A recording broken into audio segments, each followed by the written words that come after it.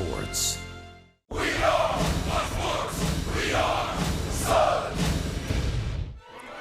Last night, the Rays returned to their winning ways with a ninth-inning power surge from C.J. Cron and Brad Miller to down the Tigers 4-3. Tonight, Tampa Bay looks to keep the winning vibes going and click off another road victory as right-hander Chris Archer takes the hill in Game 2 from the Motor City.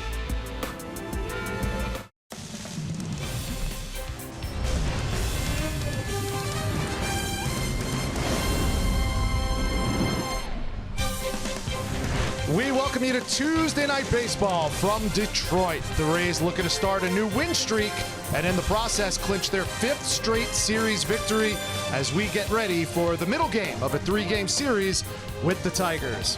From inside Comerica Park, another evening of Rays baseball. Thanks for tuning in, everybody. Alongside Brian Anderson, I'm Rich Hollenberg, filling in once again for Dwayne Stats and BA.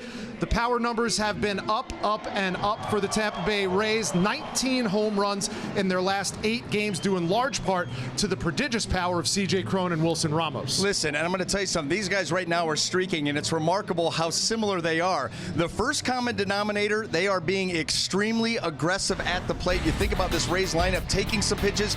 These guys are not doing it, and they're parlaying it into big numbers. C.J. Cron last 15 games, the numbers speak for themselves, but he's been consistent.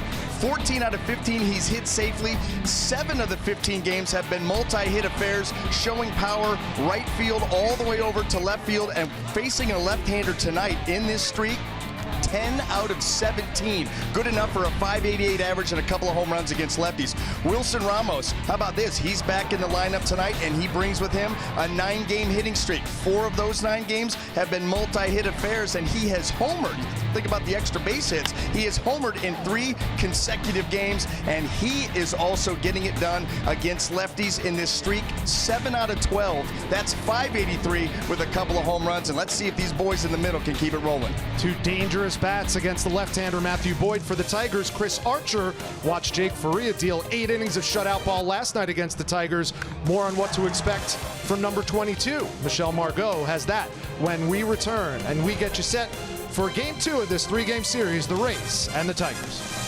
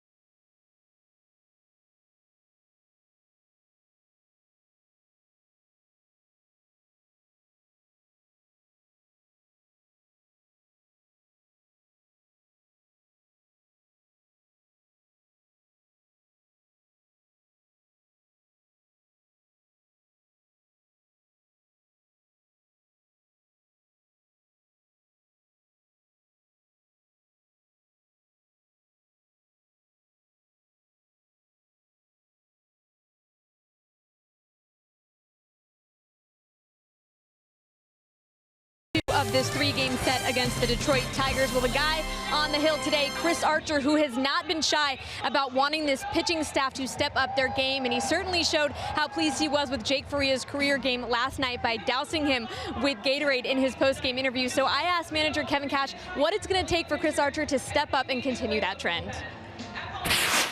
I think the stuff speaks for itself. We've seen over many years now when a lineup that doesn't have a ton of history with him, if Archer comes out and commands a baseball, generally that leads to success. I know his season hasn't got off the way that we want it, the way he wants it, but I think, with a couple good starts, he can kind of hit the reset button and get going on a roll. And when we come back, Chris Archer looks to keep the momentum going in Game 2 against the Detroit Tigers. Matthew Boyd on the mound for Detroit. Tampa Bay can take the series. First pitch after the break.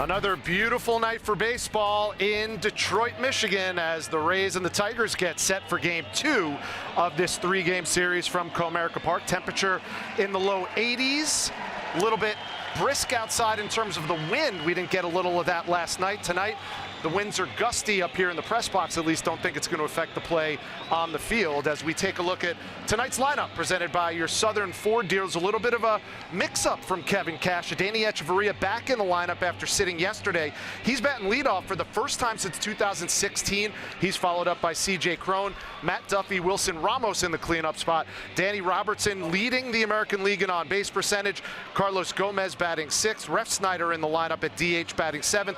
And rounding out the order, Malik Smith and Johnny Field.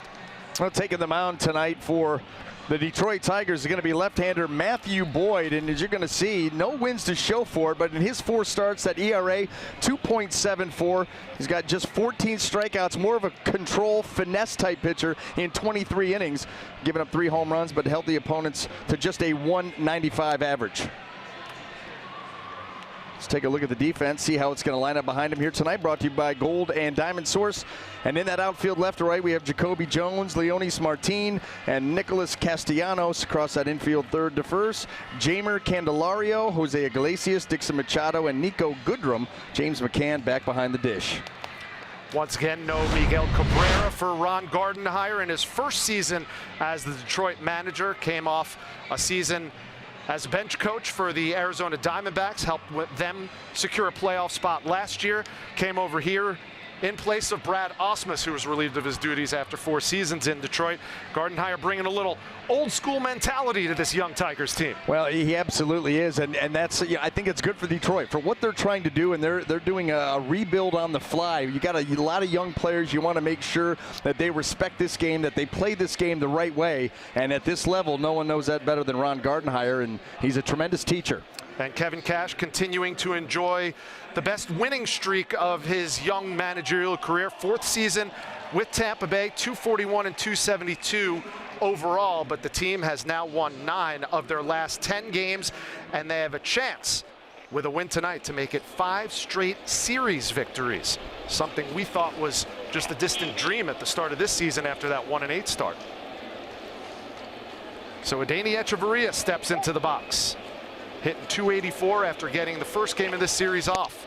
And the first pitch from Boyd is a strike. 0-1 to Echeverria.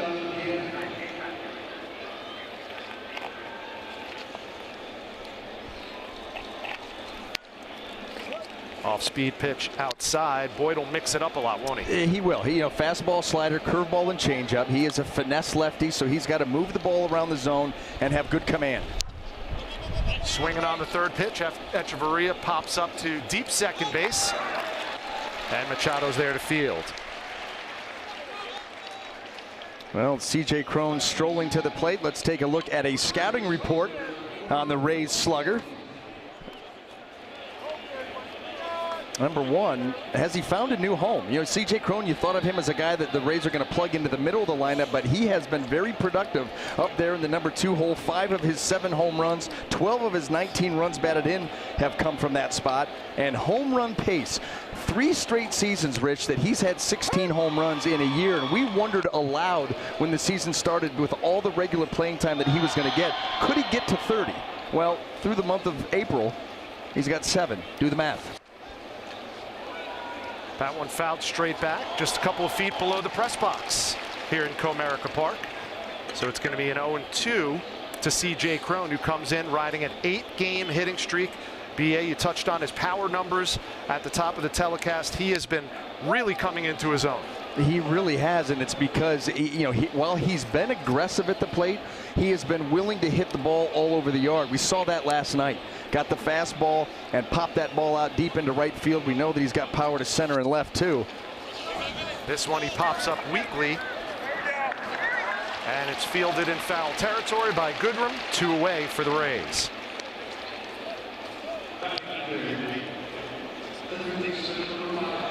That's going to bring up Matt Duffy, the third baseman for the Tampa Bay Rays. Quite a successful comeback off the DL. And Matt Duffy, another one of those guys that's put together a lot of good at-bats here of late. Willingness to go the other way. I think that's a theme that we're seeing up and down this Rays lineup. Hitting .407 in his last 7 games, coming in with a .307 average with 1 home run and 7 RBIs. All these hitting streaks. Talked about Ramos, we saw Cron, now Duffy. There are 7 guys in this lineup hitting at least .318 or above. Pretty remarkable when you look back at their first 10, 15 games. Well, they were 4-13 for 17 games. And just not able to do much of anything offensively. I think some of that had to do with obviously the weather. That weather that they saw at the beginning of the season, not conducive to hitting number 1. But boy, as they have started to play regularly, get in regular work, look at the batting average. And Duffy swings it, misses at strike 3. That ends the first inning for the Rays hitters. 1, 2, 3. Up come the Tigers for their first at bats.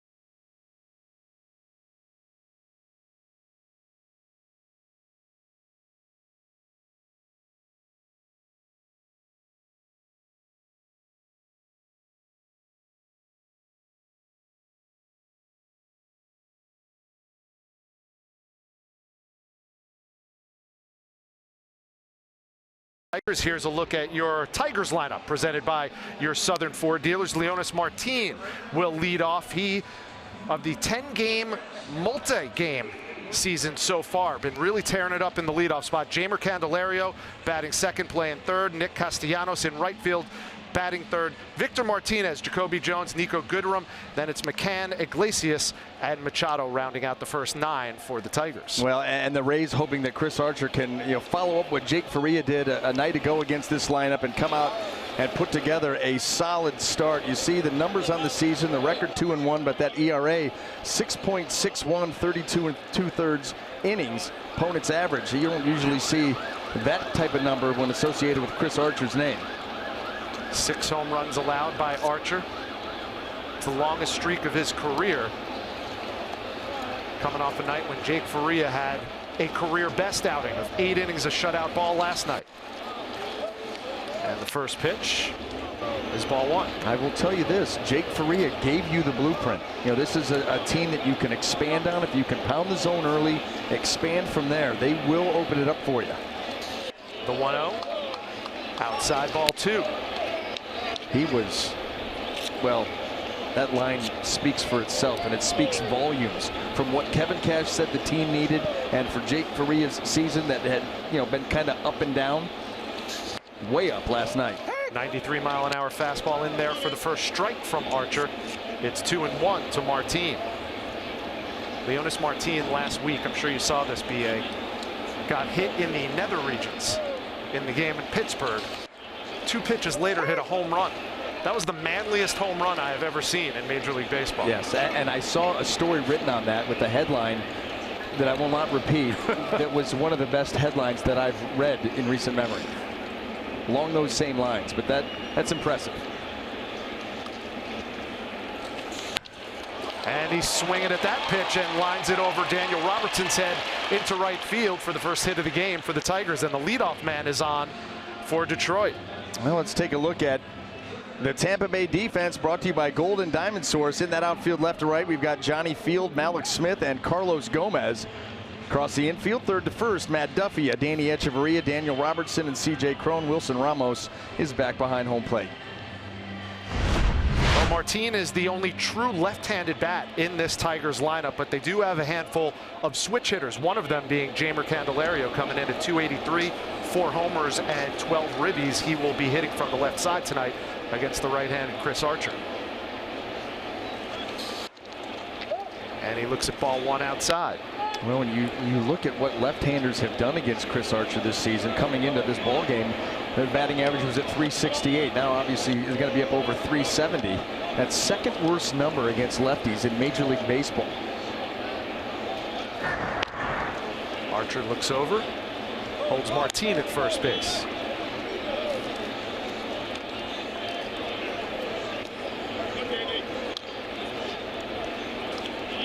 Well, that's exactly what we're talking about.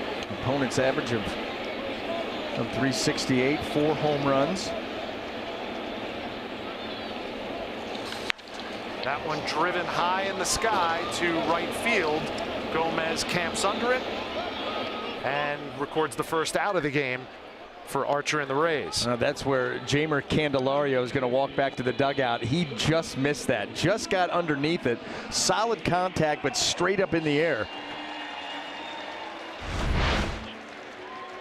Yeah, fastball right there just above the belt and just too high. Yeah, he's not real happy. Knows he made solid contact, just got under it a hair. And that fastball has some real elite potential stuff, but through the years, as he's gone through his career, and I guess you would assume this happens with most pitchers of Chris Archer's ilk, hitters are starting to catch up to that fastball a little bit more. Well, I don't think it's any secret that, especially against right-handed hitters, that Chris Archer's a 2-pitch guy. He's fastball slider. And so you start to hone in. He doesn't pitch in very much either. So you start to just look fastball middle away. And, these guys are good enough that if it becomes too predictable and there's too many misses, they're going to make you pay for it. You saw the slug percentage by the opposition going up each and every year. It's 680 right now this season as Castellanos drives it directly to center field, and Malik Smith is there for the second out of the inning. How typical is that for a pitcher with a mid-90s to high-90s fastball like Archer? Well, you know what? It's not typical, but these guys are good enough hitters, and they've seen enough. You know, at 95, 96 used to really stand out because there weren't many of them. And now you've got staffs full of guys throwing 95, 96 miles an hour. So these guys are in tune on that pitch. And so if it's not moved around the zone, if it's not set up properly, and just quite frankly, if it's left out over the plate too much, these guys are going to take good swings at it. That's going to happen. So you just need to find better areas. That's all it is. That's what we talk about with command. You know, control is different than command. Control throwing strikes, but there are quality strikes and there are very hittable strikes. First pitch to Victor Martinez, fielded by Archer.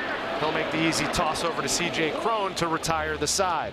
One hit, one man left, and we've reached the end of one. No score from Comerica Park.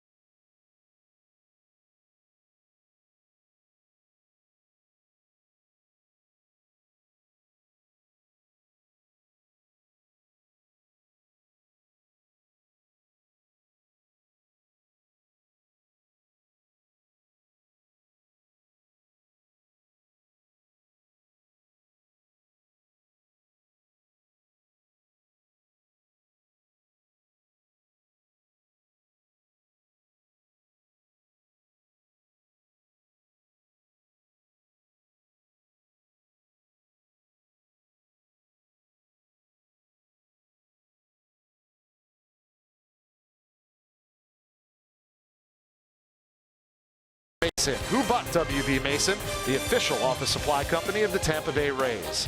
And by Geico, 15 minutes could save you 15% or more on car insurance. Rich Hollenberg, Brian Anderson, and the rest of the Fox Sports Sun crew from Comerica Park in Detroit, Michigan. We are through one inning of play, no score, and up steps the Buffalo. Wilson Ramos batting cleanup tonight for Kevin Cash's Rays. And he promptly lines one, but it's an atta ball right to the left fielder Jones for the first out of the inning. Seems like every time Wilson Ramos has been at the plate, he is hitting bullets. Yeah, not only that, did we mention in the open that he's aggressive? I mean, he does not waste any time. You give the first hittable pitch that he sees, he's going to turn it loose. And that was a smash. And Jacoby Jones didn't have to do anything but hold his glove up and shade those eyes because he is out there still in the sun. Yeah, he is directly in that stream of sunlight as the sun sets here at Comerica.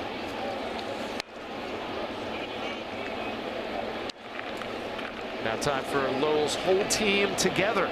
Your on-base leaders, well, now that he's qualified with the minimum number of plate appearances, Daniel Robertson is right up there with some of the biggest names in the game in on-base percentage. 476 leading the big leagues. Boy, what an impressive number and an impressive start here by Daniel Robertson, getting some regular playing time. It's only been a few weeks into the season, but Robertson feels like this is what he expected of himself coming into a year like this if you give him the opportunity. Well, that's what you want. I mean, you want to hold yourself to high expectations and say, listen, if I get out there, I'm going to make things happen and I'm going to produce. And well, he's done just that. The key now is just keep playing. Just keep doing what you're doing. Let 3 weeks become 3 months and then 3 seasons. It's a 3-1 count to Robertson. And he skies this one to the middle of the infield. Machado calls for it, and he squeezes the second out of the inning. And that'll bring up the number 6 hitter in tonight's lineup for the Rays, Carlos Gomez. 4 home runs, 7 RBIs, but he suffered from the live by the sword, die by the sword mentality that he brings to the plate every game. 40 strikeouts so far this season for Carlos.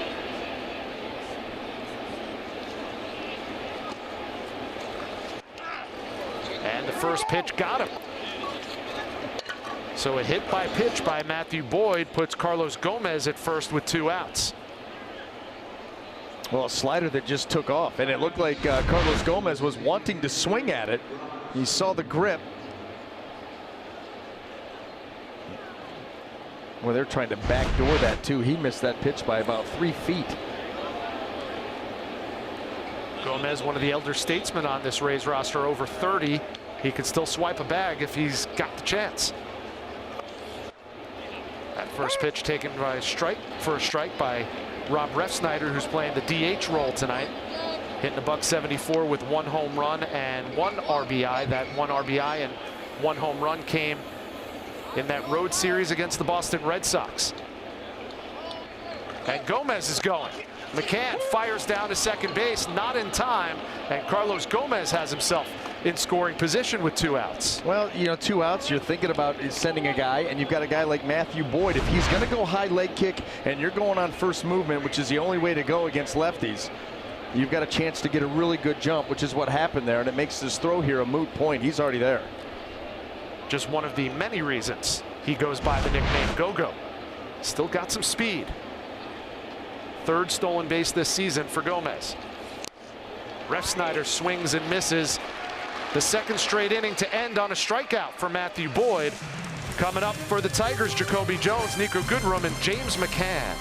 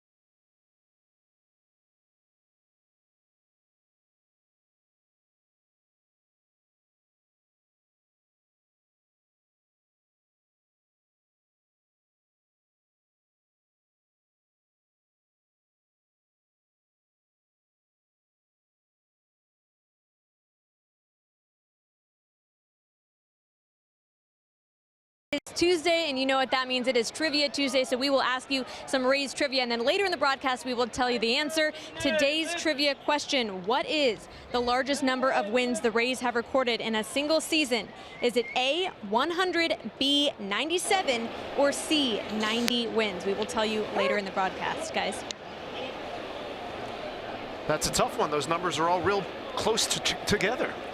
That's what makes it tough. That's what makes I go C. That's what I did in school.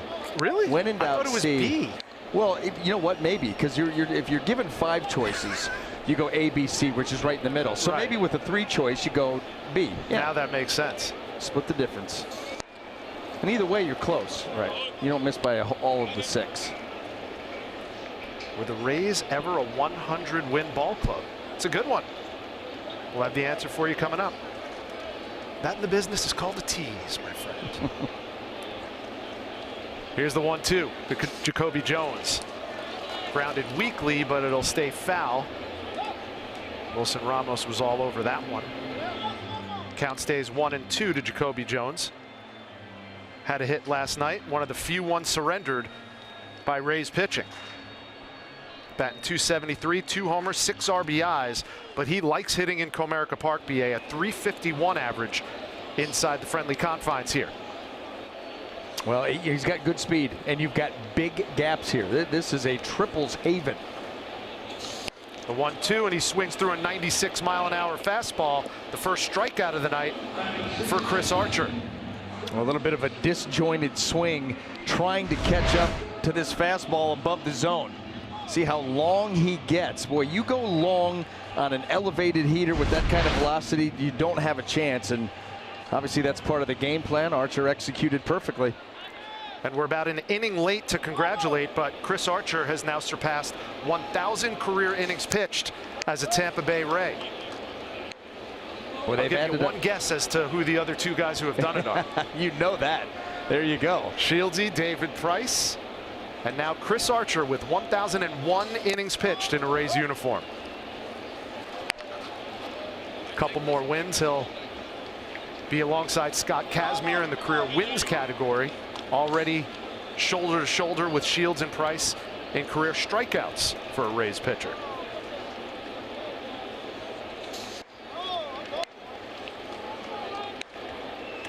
And he's quickly behind Nico Goodrum, 3-0.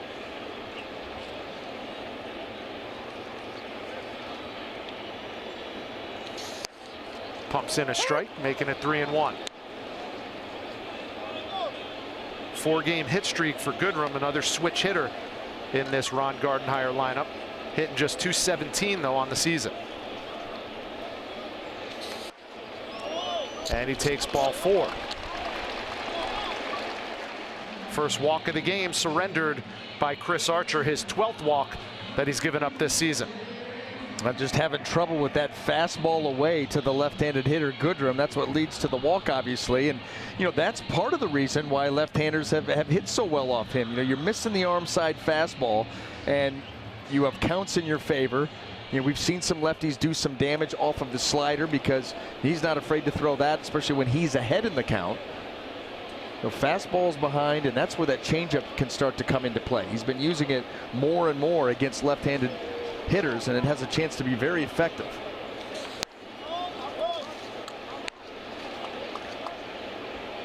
James McCann steps in.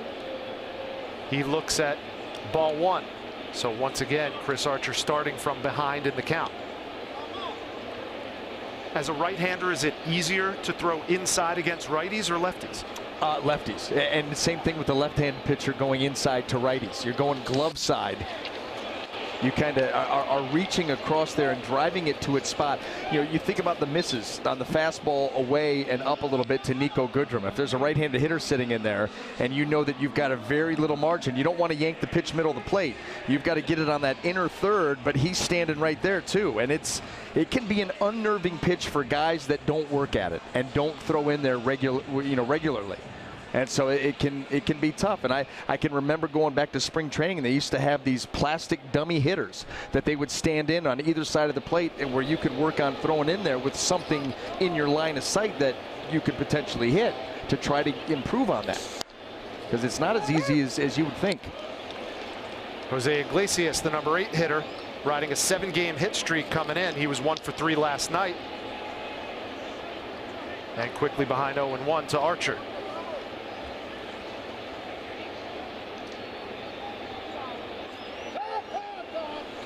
And time is called. 2 outs, bottom of the second. 1 man on for the Detroit Tigers. They put 1 man on in the bottom of the first, only to strand Leonis Martin after a leadoff single.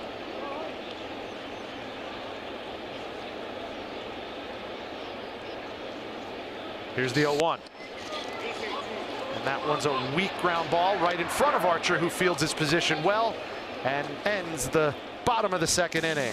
Score at 1-3. The Rays are coming up with Malik Smith leading things off.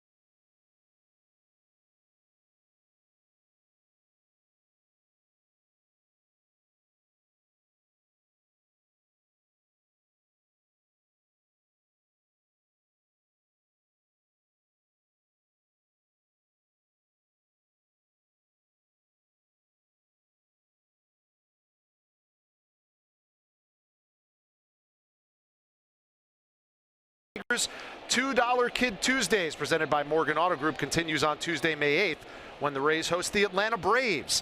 You could purchase 2 tickets for kids 14 and under with the purchase of a full-price adult ticket.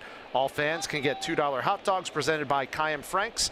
Call 888-FAN-RAYS or visit raysbaseball.com/specials.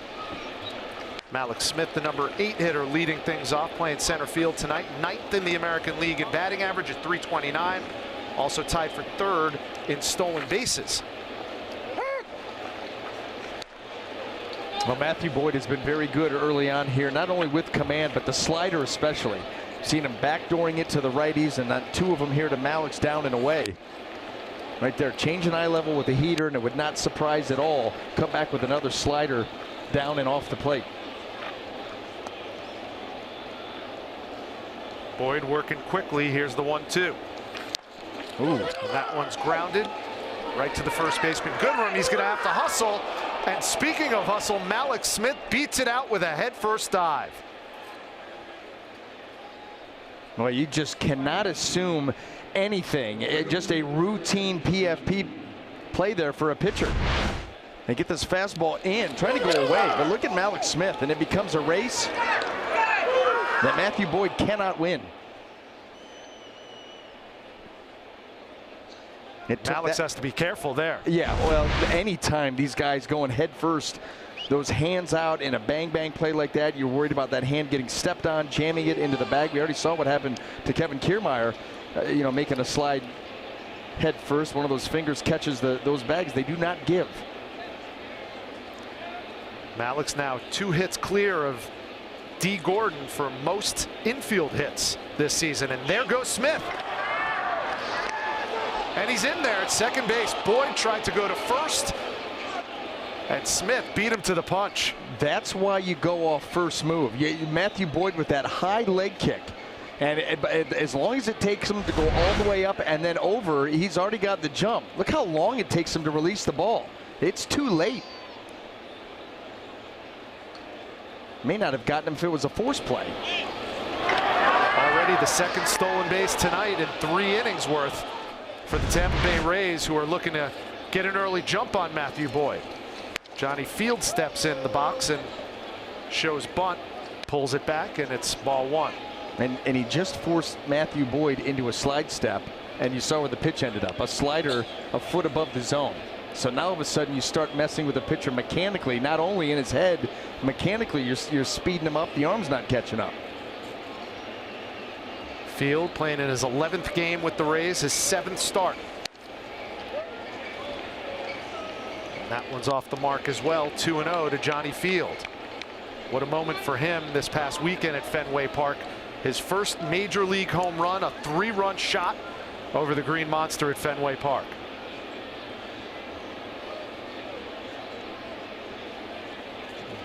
Nobody out. The leadoff runner got on. Malik Smith with an infield hit, stole second, and now in scoring position for Johnny Field. How about that swing? Boy, talk about turning it loose when you are ahead in the count as a hitter.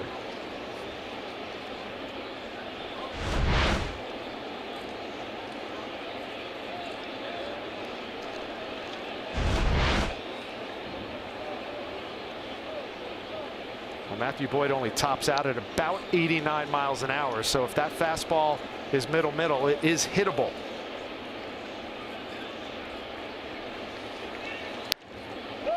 That one just outside. And it's a 3-1 count.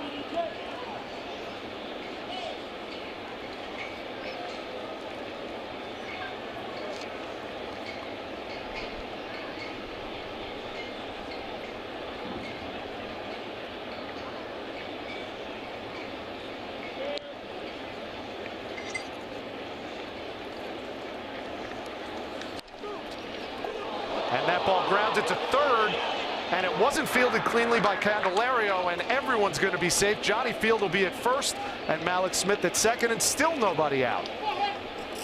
Got an in-between hop. That's all that was. That ball came up a little bit on Candelario and deflects it right off the heel of that glove. Well into the air. See that in-between coming up? Actually got him right off the wrist forearm area. Couldn't get the glove up in time. Once it bounces that high in the air, there's no chance. Oh, they're going to give Johnny anywhere. Field a single. Interesting to note that Jamer Candelario is playing third, and they thought so highly of him that they moved Nicholas Castellanos out to right field this year. The remaking of the Detroit Tigers. And they're saying around here it's the best move for everybody. Candelario, up and coming third baseman. Castellanos been able to transition well to right field. So let's see what the top of the order can do. Adeiny Echeverria steps in, his second at bat of the night with runners on first and second and nobody out.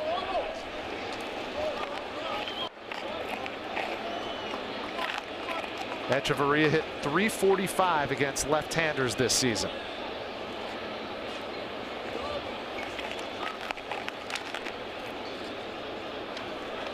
Six for 21 so far in 2018 with runners in scoring position. And that's where Malik Smith stands at second base. That one fouled back, and it'll be 2-1.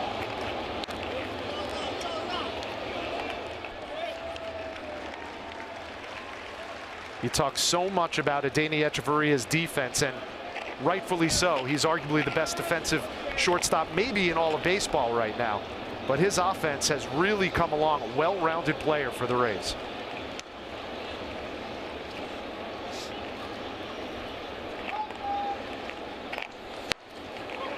Swings through that pitch at 91. You know, I think him taking a more aggressive approach a season ago when he came over to the Rays helped him immensely. You know, he was a single guy, more of a slap guy, and then all of a sudden he comes over to the Rays that were all about launching and hitting the home runs, and his extra base hits took off dramatically and started hitting the long ball, doubles, home runs. Took him a little while this season to get that going, but he's been swinging a healthy stick here as of late, much like most of this lineup. He's got a hit in 10 of his last 11 games and a 75-game errorless streak. Wastes that 2-2 offering. Well, the thing that you love about Echeverria out in the field is he's going to make all the routine plays, and then he's going to make the spectacular as well. A tremendous amount of range, smooth, quick release, strong arm. Got all the tools when it comes to playing the shortstop position. Got to be careful with Echeverria on, because C.J. Cron is awaiting. Third to short to first. I'm gonna tell you what. Don't you love the hustle on this team? Everybody. Everybody. That you know, listen, you very well have been a double play ball. Couple of long throws here. The long one to start it. Of course, that one's always going to be right there. But Echeverria, ball on the ground, got to go. So they got Johnny Field at second, but they're not going to get Echeverria, who reaches on a fielder's choice, and now with one out, there's runners on the corners. And C.J. Cron steps up. You touched on his impressive numbers at the top of this telecast. He's been as dangerous as anybody, especially with runners on base. Well, in his 15-game streak that we highlighted, runners in scoring position, he's 6 out of 20, so 300 with a couple of home runs. And by virtue of that hustle by Echeverria to beat out the double play, now with one out, runner on third, he's thinking get something elevated, get it into the air in the outfield, and you're going to get at least one run. First pitch to Cron outside. Here's what he did last night in the top of the ninth inning. Well, Shane Green missed the fastball. C.J. Cron did not.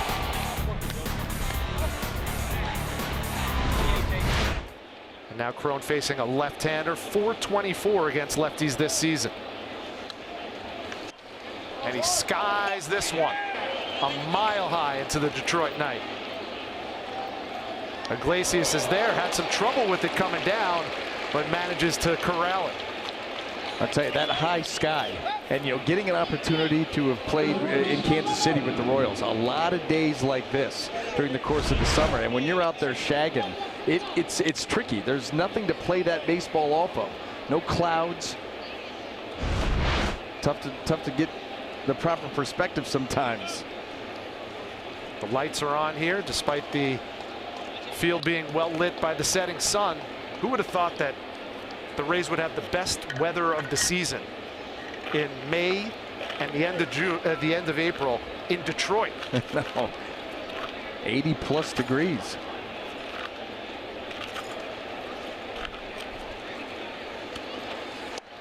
Here's the first pitch to Matt Duffy. He's 0 for 1 on the night. Struck out to end the top of the first inning.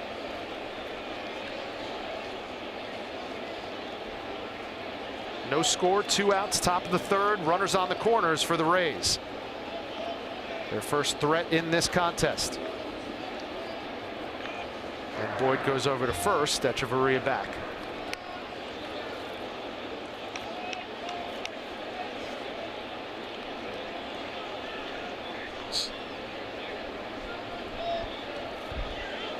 Matt Duffy may be the only Ray seemingly who has struggled so far against left-handed pitching. 185 against lefties compared to over 300 against righties.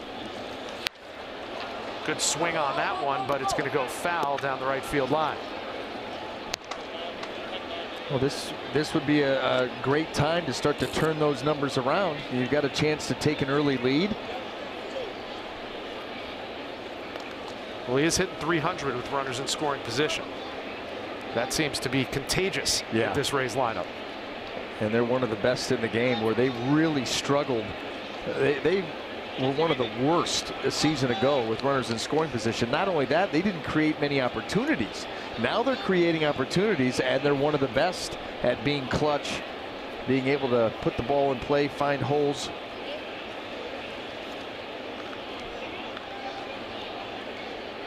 Boyd looking to wiggle out of a jam, and he does. The third straight inning, he ends the frame with a strikeout. So Duffy goes down swinging, and we go to the bottom of the third. It's going to be Dixon Machado, followed by the top of the Tigers order.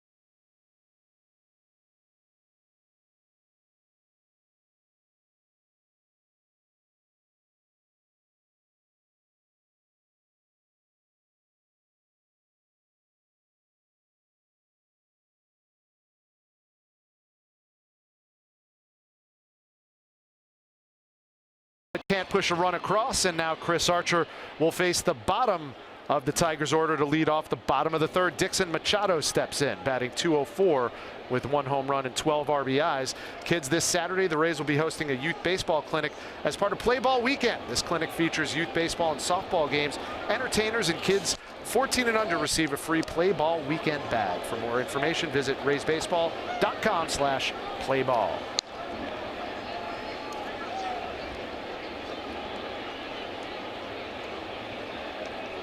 Machado, the second baseman for the Tigers, hit 185 his last 15. He was 0 for 3 last night. There's a chance that the 2 fans that we just showed, the gentleman on the left with the beard, that had to have been grown since he left the womb. To be that young with a beard that long, he has never not grown a beard. ZZ Top just called, and they want their beard back. That is years. I like the little fedora. Yeah, it's a nice look.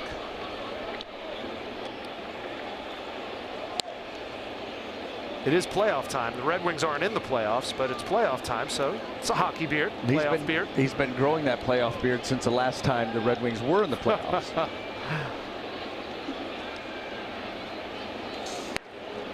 Swing and a miss. And that retires Machado's second strikeout of the night for Chris Archer, and that'll bring up Leonis Martin, the left-hander. Yeah, when Chris Archer's able to get the slider with that kind of depth, that is the A+, can't throw it any better slider right there. The one that resembles a curveball.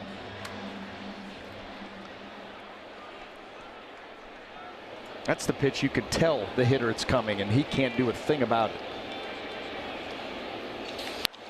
And this one is drilled to center. Malik Smith right there to make the catch. And there's 2 up, 2 down. Now the Tigers are making good contact, but a few different atom balls so far in the early stages of this one. That'll bring up Jeimer Candelario for his second at bat of the night. He flew out to right field in the bottom of the first. Well, we saw it last night with Jake Faria. You know, this lineup is pitchable, but you've got to be able to execute, you know, your pitches, and Jake did that last night probably better than he has in the big leagues. I loved when Michelle was talking to him after the game, and he was talking about how fun it was to have all 3 pitches working, being able to command and locate. That's when pitching is fun. You feel like you're toying with the hitters, and that's what he did for 8 innings. The 0-1 to Candelario. Crone can't handle it, and Robertson can't handle the flip to Archer, so it'll go as a base hit for Jeimer Candelario. Well, that ball was hit pretty hard too on the ground, and the Rays had a chance. I mean, it would have been an outstanding play all around. Crone, that ball came up a little bit, and Robertson hustling.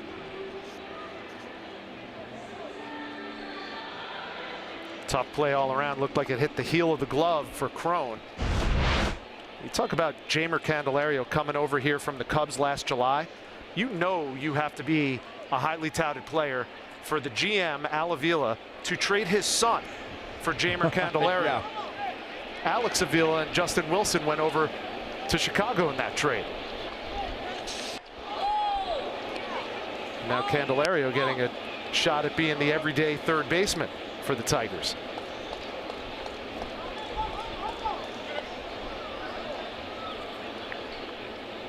There's Mr. Avila, the executive VP of baseball operations and general manager for this Tigers team.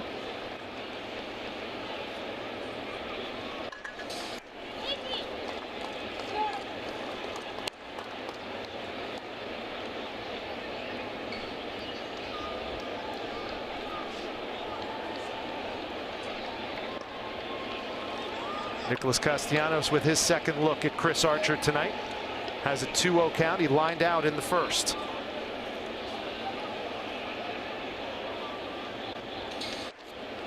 That ball taken for a strike, 2-1.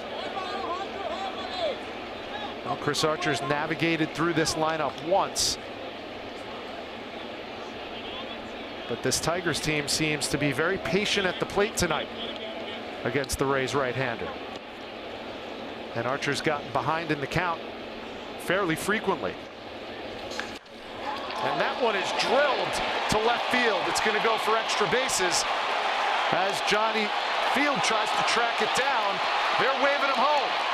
And the Tigers plate the first run of the game. And coming into third, Castellanos is going to get nailed there to end the inning, but the run will score. Candelario comes around from first to score the first run of the game. It'll be 1-0 Tigers as we head to the fourth.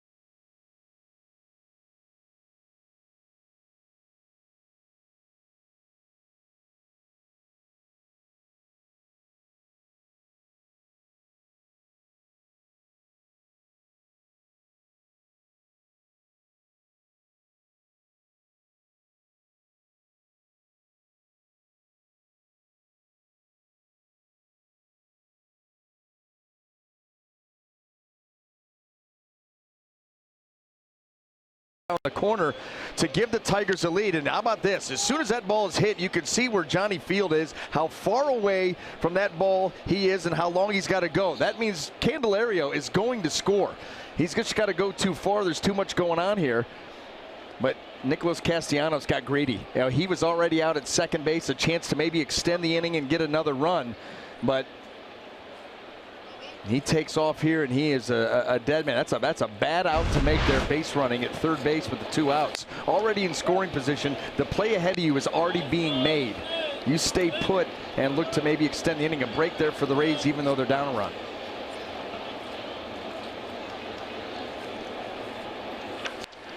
And Ramos again hits it hard. This time he'll have a hit. And Wilson Ramos now with a 10-game hitting streak.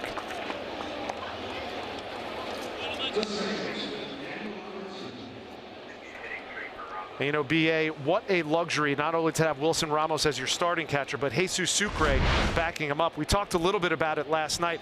These two combined a .290 batting average. That's best by a catching duo in all of baseball. Yeah, Sucre's gotten some big hits, and you know, the 10-gamer for Wilson Ramos speaks for itself. How about the way that he stayed on that changeup? Not fooled at all. And so for the second straight inning, the leadoff hitter is on. Take a look at just the comparisons to the American League East. Who are you going to take?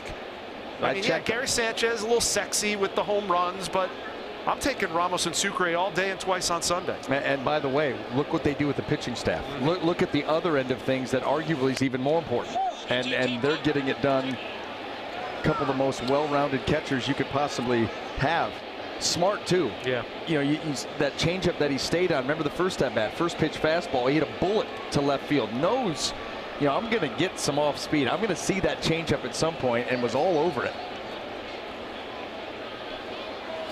2-0 count to Daniel Robertson. Hard swing, but he popped him up. Coming in from right field, it's Nick Castellanos who makes the catch, 1 away. You saw Jesus Sucre in the dugout. The good news is Suki got beat up last night in that game, especially in the latter innings, but Kevin Cash said everything checked out okay. He's about as tough an hombre as you're going to find. He got x-rays last night after the game. The ball off the thumb, then he had another one come off of his wrist. Obviously bothering enough that they took a look, and then you can breathe a sigh of relief. It's just, you know, listen, it's a bruise, and these guys know how to play through that. First pitch swinging, and that's going to go down as a hit for Carlos Gomez. How about that read by Wilson Ramos? I thought for a minute there he may have maybe not misread it, but aggressive with the read, because in comes Nick Castellanos. But it falls at his feet. Wilson's at second base, and the Rays looking to put something together. Yeah, the Rays are cooking again on offense for the second straight inning with 2 runners on and just 1 out. Trying to go backdoor. That ball actually got in on Carlos Gomez. He just muscled that one into right. Oh, and he can do that. Ramos on second, Gomez on first, 1 away, top of the 4th. And Boyd with the off speed in for a strike on Rob Refsnyder.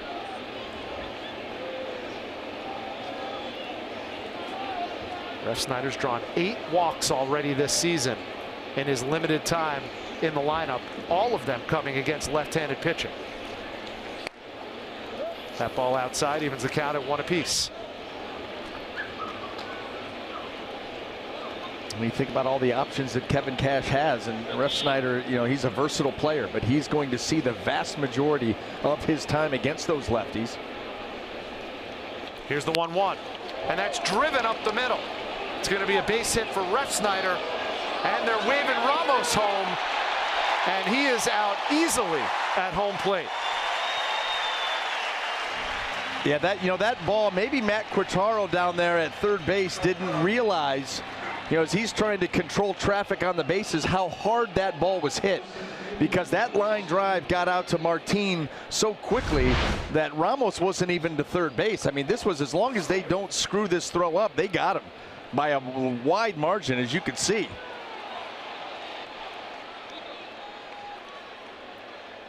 About the same margin that Castellanos was at in third to end the other frame. Yeah, two base running mistakes by the Rays, and that one hurts. When you think about bases loaded, 1 out, a chance to really put together an inning in a crooked number. Now you got to do it with 2, and you've lost a base runner. So Malik Smith with 2 outs and 2 on. Swings at the first pitch and fouls it back. Yeah, here's what we're talking about. That line drive got to Martin so quickly, and here comes Ramos. Late call right there. Now wave, and it just turned out to be the wrong call. And no one feels worse than Matt Quatraro. There's no question about that. First season as the Rays' third base coach. Been in the organization for a long time. That ball taken for a strike by Malik Smith, so he's quickly down 0-2 with 2 away.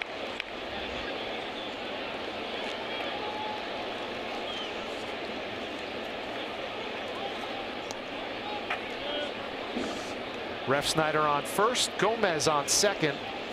Malik Smith facing an 0-2 count against Boyd. And he swings and misses. Another inning ending out, and another strikeout for Matthew Boyd. A 1-0 lead for the Tigers coming up in the bottom of the 4th.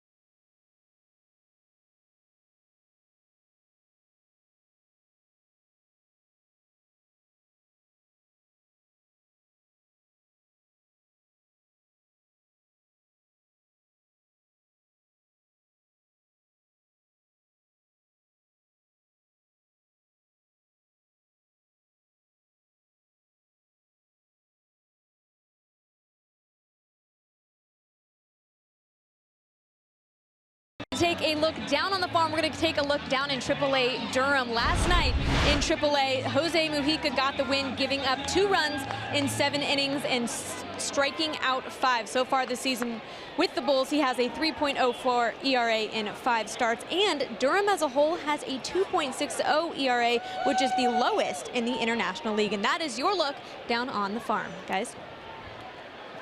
Sounds like some capable reserves with that team ERA. Absolutely, all hands on deck. How about the fact that Mujica is just 21 years old? He's not going to turn 22 till next month. Advanced, and well, you get a chance to put together something special.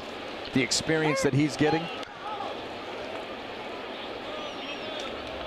Victor Martinez leads things off in the bottom of the 4th for the Tigers with a 1-0 lead on Chris Archer and the Rays.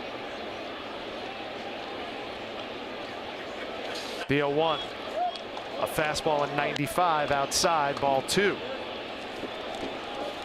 Oh, there's so much talk about Miggy Cabrera here in Tigerland. It's almost easy to forget how good a career Victor Martinez has had. He's 8th active in all-time hits, and he's 6th active in all-time RBIs. Of course, last night he had that big knock for the Tigers to get him back in the game in the bottom of the 9th, drove home 2 to make it a 3-2 game. How about that? A career 297 average, and so good for both right-handed and left-handed. One of the most consistent switch hitters you'll ever see. Here's the 1-2. Driven, foul. So the count remains 1-2 to Victor Martinez, the DH, who grounded out to Chris Archer to end the bottom of the first inning. Well, you see those eyes too as he's getting ready to step back into the batter's box, just eyeballing the Rays defense. Where's everybody playing? You know, if I get a pitch in a certain spot, I got to know where there's an opening.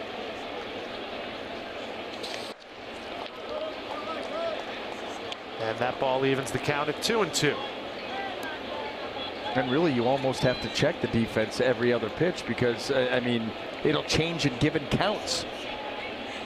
Everybody tagged right there. Matt Duffy well off the line over there at third, playing almost a shortstop in the hole. Here's the 2-2. That's driven to first. C.J. Crone fields and takes it himself. 1 up, 1 down for Chris Archer in the bottom of the fourth. That'll bring up Jacoby Jones, the left fielder, struck out to lead off the bottom of the second.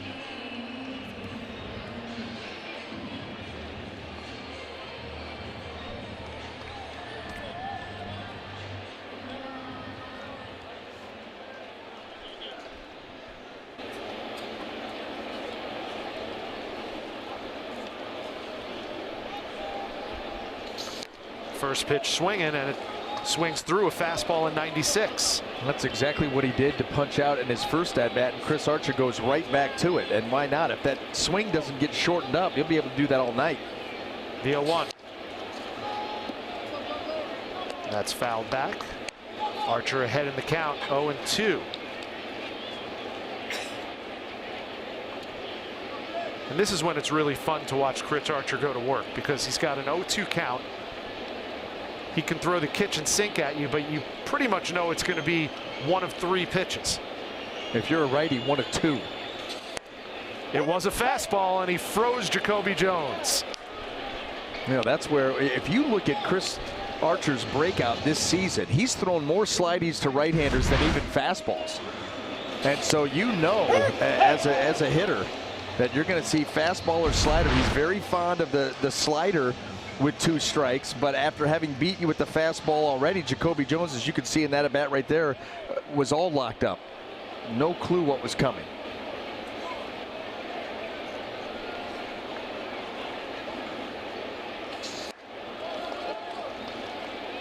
So nobody on, 2 outs for Nico Goodrum.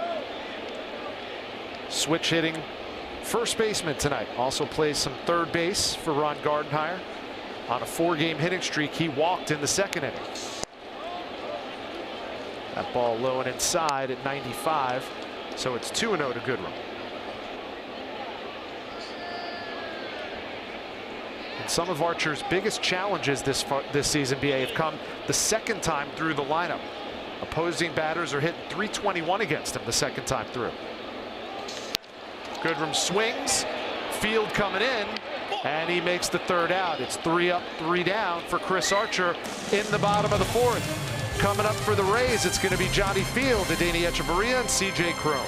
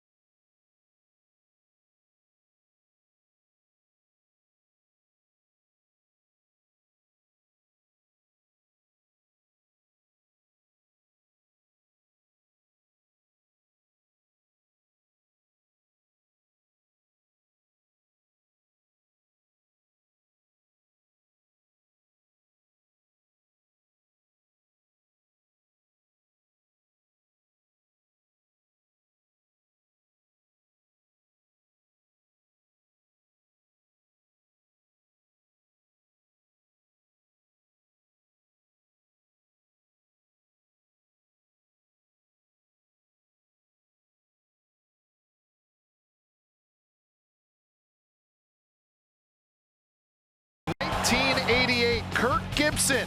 One of the most memorable home runs in World Series history is our Coors Timeless moment tonight. Gibby winning Game 1 of the '88 World Series with a walk-off job against Dennis Eckersley. And now he's announcing the Tigers game's about, 20 feet away from us. One of the iconic moments in Major League Baseball history. I think that was his only at-bat for the series. On that roster, they pull him out of there for that situation, can barely hobble around the bases and up to the batter's box for that matter. And he goes yard ball off one of the best closers the game's ever seen. And I love the glasses that he's sporting. You a fan of that? Listen, are you going to say anything to him about it? No. Nope. Absolutely not. Nobody is. Mother's Day just around the corner. He's getting an early start. Because he can. Right.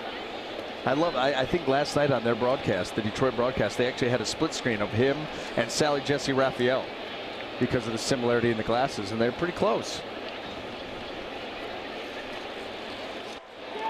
And Johnny Field swings and misses at strike 3. Well, obviously, Kirk Gibson goes down in LA Dodgers lore for that home run and helping secure the World Series in 1988. It was 4 years earlier that he was part of that epic 1984 Detroit Tigers team that Brian Anderson was such a fan of. Well, you know, like I said, following those Indians teams in '84, they were already out of it by May 1st, more than likely. But no, all kidding aside, that team started off 35-5. You talk about just running away with the division right out of the gates. There was actually a book that came out. Sparky Anderson had journaled that, every day of that season, what he had done that day, what he had for breakfast, and obviously the recap of the ball game that night. Such an interesting read to follow a manager and, all throughout that special season. A base hit for Echeverria with 1 out in the 5th. So Echeverria continues his hot hitting. You talk about that '84 team.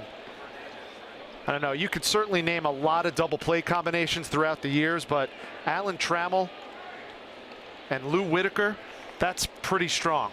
How about this? How about on the pitching end of things? You got the big dogs in the starting rotation, but Willie Hernandez. Yes. 32 out of 33 saves. MVP, right?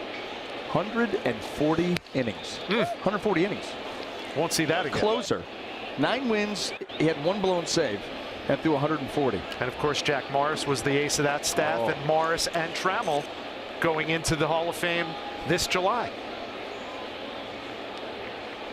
Big Motown presence in Cooperstown this summer.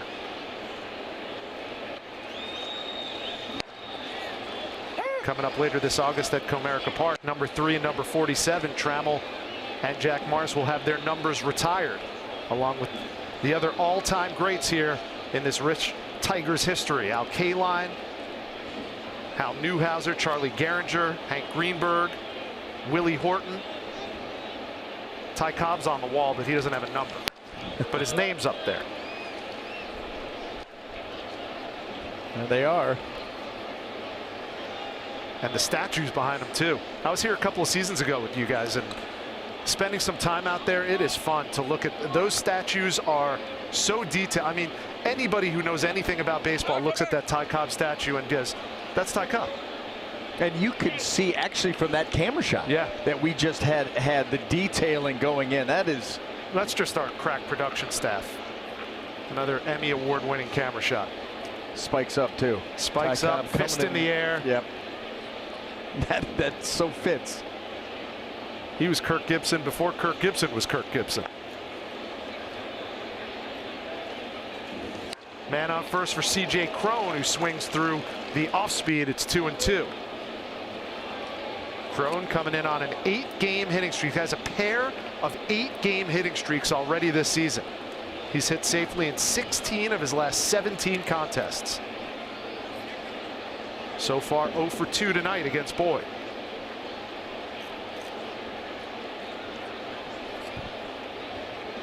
And here's the 2-2. Instead, Boyd goes over to first.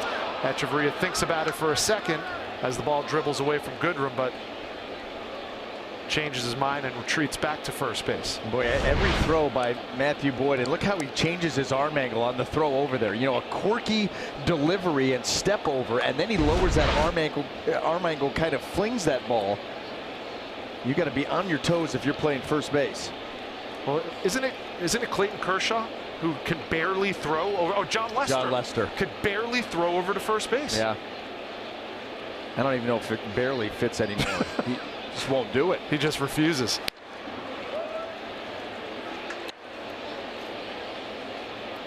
That's something that it comes up from time to time. Pitchers having trouble, whether they're fielding their position or just making a pickoff throw, throwing to bases. They find it almost impossible to do. Meanwhile, you can stand up there with a hitter staring you down, and you can dot pitches all around the zone, throw consistent strikes, but I can't throw the ball into the area code of a base. Swinging at the 3-2. And how about this excuse me base hit from C.J. Cronin? The hustle from Echeverria puts him at third base. So the hitting streak reaches 9.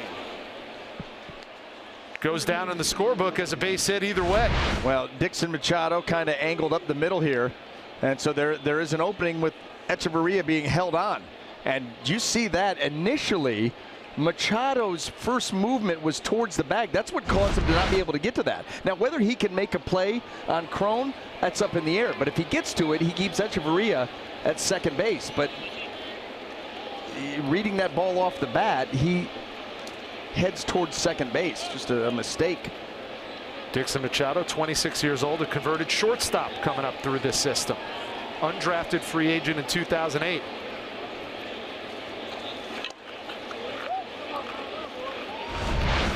Can't afford any wasted movement.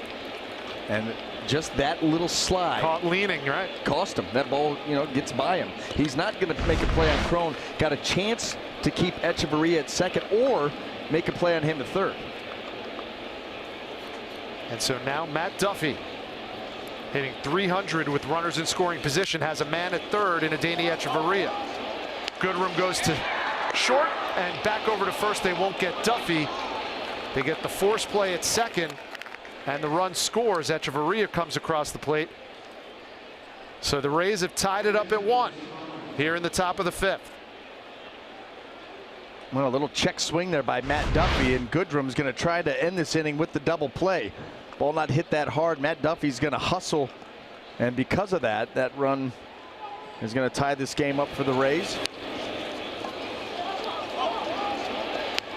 We talked about it last night. No matter who you put up there in the batter's box, they are going to bust it down the first base line.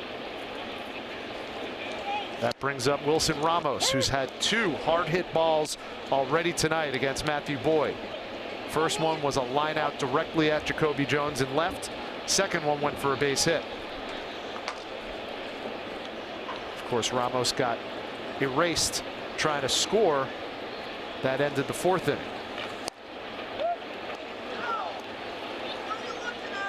So now with 2 outs, 1 run across and a man on first for Ramos here, trying to give the Rays a lead in the 5th.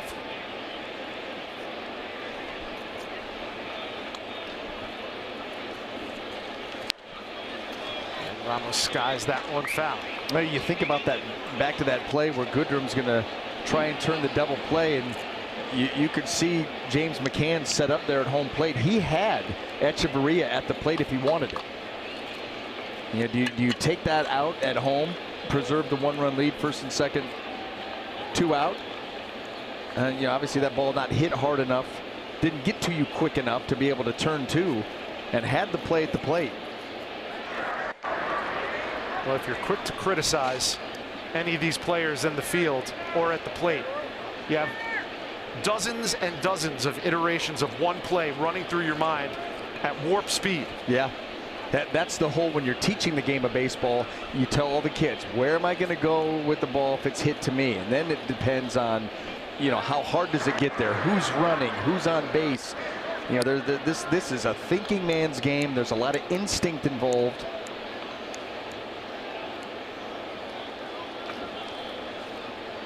And with Duffy on first, Boyd keeping him honest. We've seen a number of throwovers from Matthew Boyd in the early stages of this game. Here's the 1-2. Upstairs to Ramos, 2-2. You were left-handed pitcher. How was your pickoff move? Pretty good. Yeah? That's one thing. I remember when I came into the big leagues with the Angels, Mark Langston, and he had a tremendous pickoff move. And Chuck Hernandez, former Devil Ray pitching coach, was my pitching coach out there. And he said, if you're going to be a left-handed starting pitcher in this game, if you don't have a good pickoff move, it's only because you're lazy.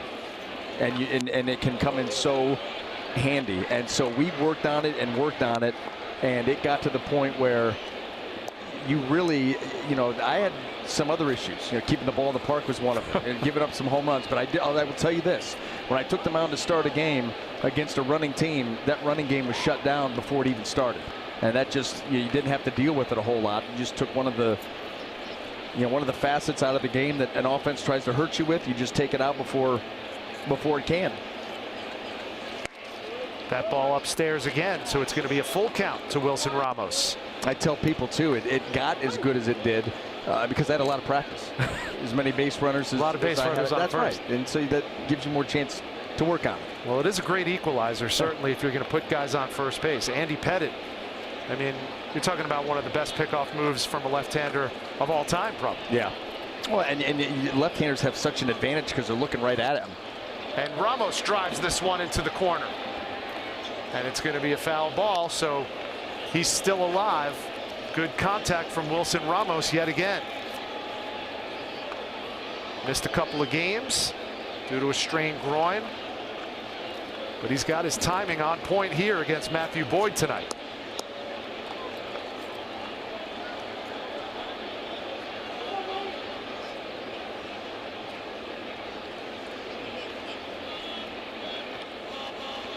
Ramos hit .455 in his last 7 games, and in those games, 3 homers and 9 RBIs. Swinging again, fouled off again. Boyd and Matthew Boyd got away with one there. For as well as Ramos is swinging the bat, and as well as he's seeing the ball here tonight off Boyd, he comes with a full count heater right there, and fortunate that this is nothing more than a foul ball. Courtesy of his base hit in the 4th inning, Wilson Ramos riding a 10-game hit streak.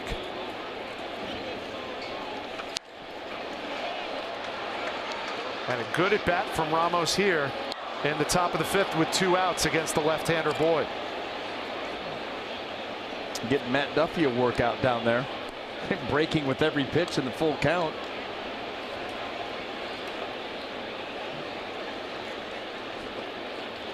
Two guys, Duffy and Ramos, coming off major injuries for the Rays. But both big-time gamers. 10th pitch coming up of the at-bat, and he lost him. Wilson Ramos draws a 10-pitch walk from Matthew Boyd. That'll move Duffy over to second in scoring position. And that brings up Daniel Robertson, one of the hottest hitters in the American League. Robertson came into tonight with a .333 batting average, good for 6th in the American League, and 1st in on-base percentage at .476. He's popped out twice tonight.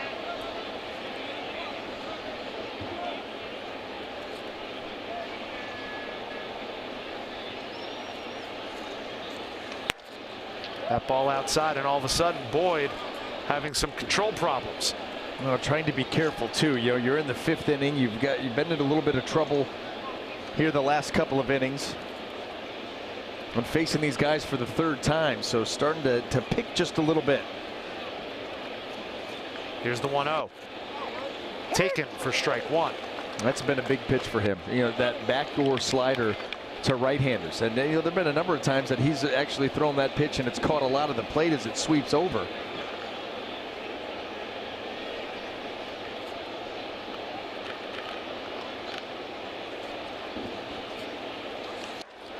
The 1-1 is popped up. Goodrum calling for it, and the inning is over for the Tigers.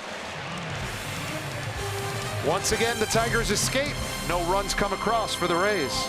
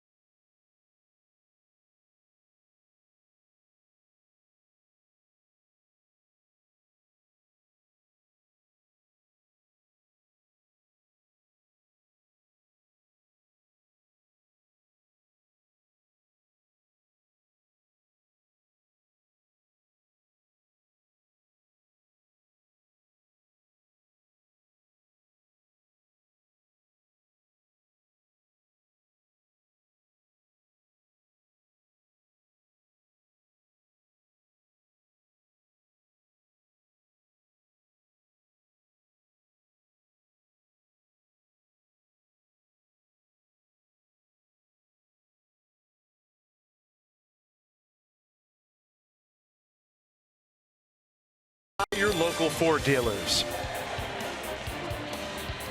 We're in Detroit, Michigan. Comerica Park, middle game of a 3-game series between the Rays and the Tigers. The Rays put one across in the top of the 5th to tie things up at 1 apiece. And now Chris Archer heads into the bottom of the 5th, facing the bottom 3rd of the Tigers order. First up, James McCann, 0 for 1 so far tonight.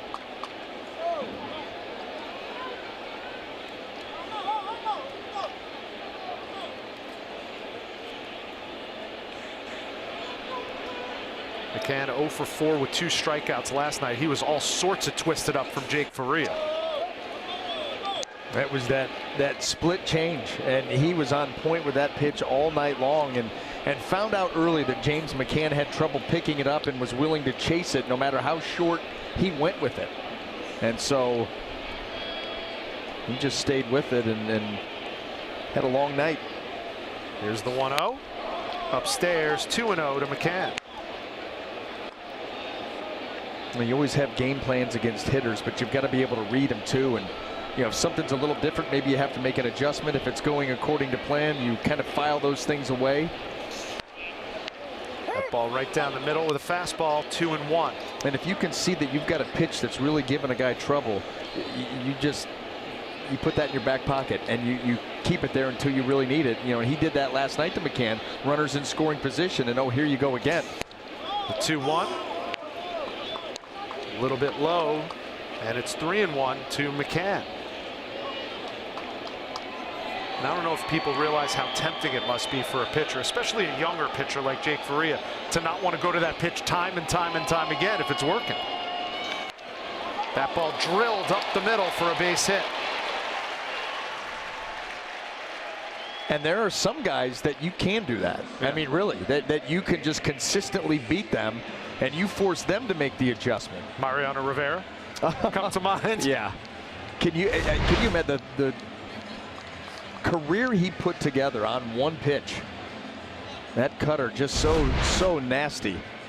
You know what's coming. You could do nothing about it. James McCann right there knew a fastball was coming. Did a little something about it. Jake Faria, career high 8 innings pitched last night. Shutout baseball for the 24-year-old. Now Chris Archer looking to follow up that solid start with another one tonight and take the series from the Tigers in game 2. James McCann, his first hit of the series. He's on first with nobody out. And now a 1-0 count to Jose Iglesias, who comes in hitting .223 but is in the midst of a 7-game hit streak.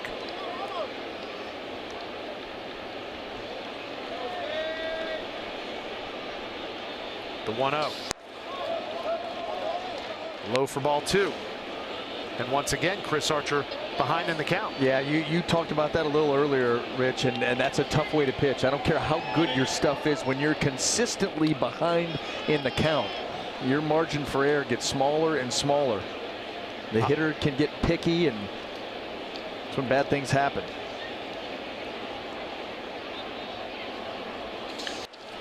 And that ball is drilled foul down the left field line. A couple of feet to the left of that line.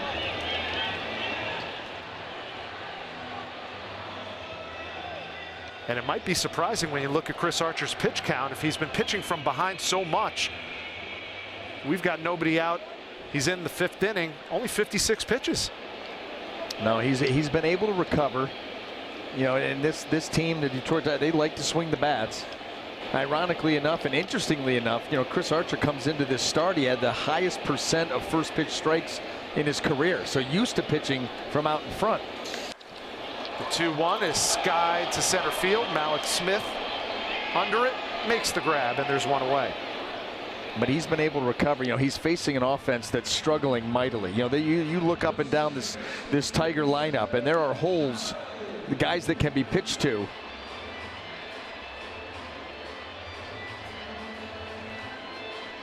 Now with 1 out and a man on first, up steps Dixon Machado, struck out in the 3rd inning.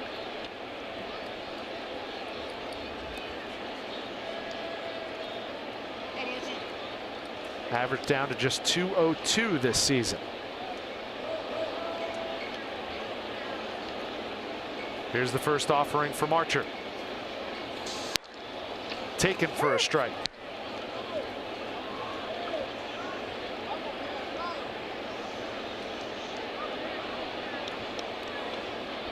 Good numbers in his career. 8 games previous for Archer against these Tigers. 17 strikeouts and only 3 walks last year in 2 appearances.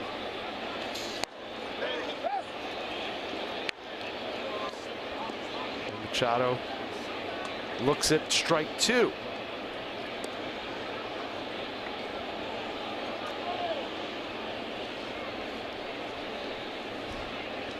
Now he's got Machado where he wants him at 0-2.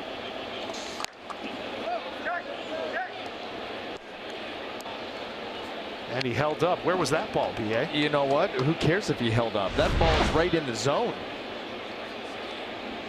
First of all, he didn't hold up. That was he went too far. But how about just strike 3 cold?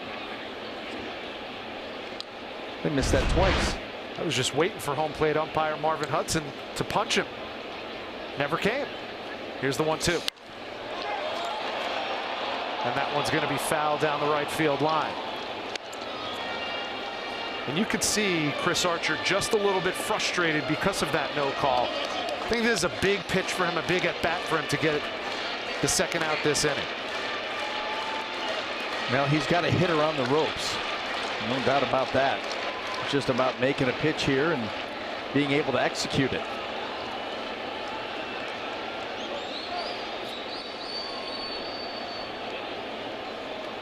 Time to bear down. Here's the 1-2. And once again, foul down the right field line and out of play.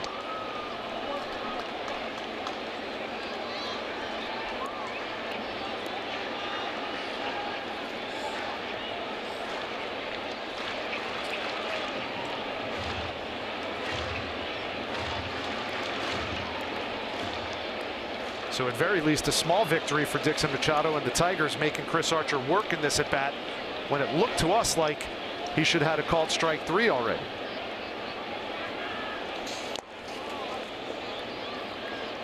Well, what a backhand right there by Wilson Ramos. That runner on first here looking to get into scoring position. You get a slider where you're not able to slide over. You don't have enough time to slide in front of it. Backhand pick. Now the 2-2. And that's a base hit. Into left field, runners on first and second for the Tigers with 1 away. You know, that may be the first time that I've ever seen Chris Archer baby a slider. He's usually so aggressive with that pitch, but you know, he bounced the previous one. So in trying to make the adjustment, he ends up babying it, and it just hangs right out over the middle of the plate.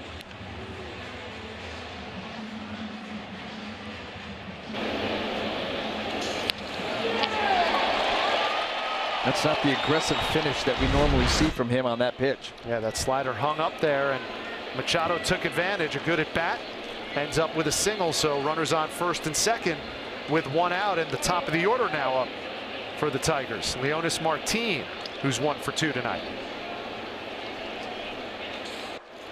That ball high and outside. 1-0.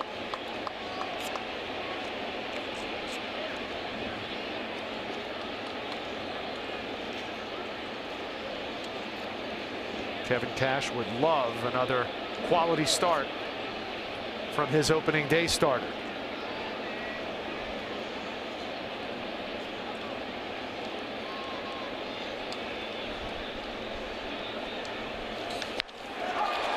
And Martin sends one into right field. It goes to the wall. Gomez fields it. And we're going to have runners on second and third. Another run scores for the Tigers, and they take a 2-1 lead.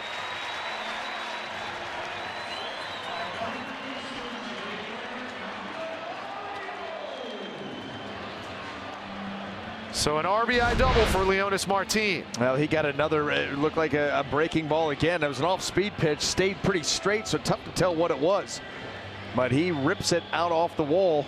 Here comes McCann lumbering around to give the Tigers a lead once again, and they still threaten runners on second and third, 1 out. And Kyle Snyder out to the mound.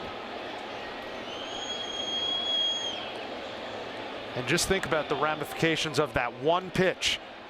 That he had him punched out, no doubt. I mean, he went too far on the swing, and that ball was in the zone. But, you know, sometimes those breaks go against you. And as frustrated as you are, you've got to be able to just take a little walk and say, hey, I still got you down 0-2, 1-2. But the last two off-speed pitches, you know, have just hung up out over the plate, and you got to give the Tiger hitters credit. They haven't missed. So instead of 2 outs and 1 on, Machado singles, Leonys Martin doubles, and drives home James McCann for the Tigers' second run of the night. They lead at 2-1 with 1 out in the bottom of the 5th and runners on second and third. And here's Jeimer Candelario, who singled in the 3rd and scored the first run of the game for the Tigers. Infield in. And Candelario looking to get something elevated.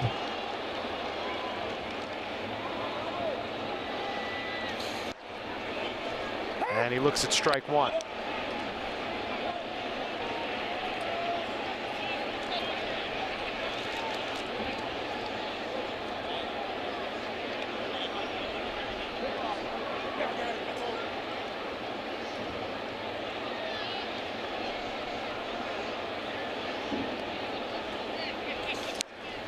The 0-1 foul back. Now Archer has him down 0-2. And now you've got the opportunity for the strikeout, which is what you want. You can't think that right off the bat. You got to think about making pitches. Once you get to this point where you get 2 strikes on there, now you can think about what can I do to put them away? Where can I go? They've got an idea and a plan. Now's the time to execute it.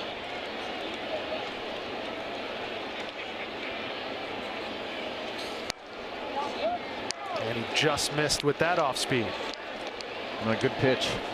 You know, middle of the plate, just below the zone. You're hoping for the chase, maybe even the call here, but neither happens. Good take by Candelario. Speed on the base paths for the Tigers. Machado at 3rd, Martin at 2nd. Candelario looking at a 1-2 count. And he stays alive, fouling that one back. Yeah, just trying to put the ball in play. You know, that fastball close enough for him to think, not going to take the chance of letting it go by. Just a little half swing to foul it off. Well, 2 words you often hear from Chris Archer.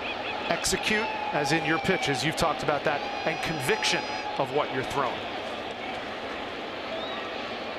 Here's the 1-2. There's some conviction in that pitch, but taken for a ball. Good eye by Candelario. He's made the adjustment on the slider. You know, the last couple that he hung, he's made that adjustment. Those were well executed, no doubt about it. But Candelario, you've got to tip your hat to him for being able to take those. That's a swing and a miss for most guys. Anxious moments for the Rays, down 2-1. Candelario fists that one foul, keeping the count at 2-2.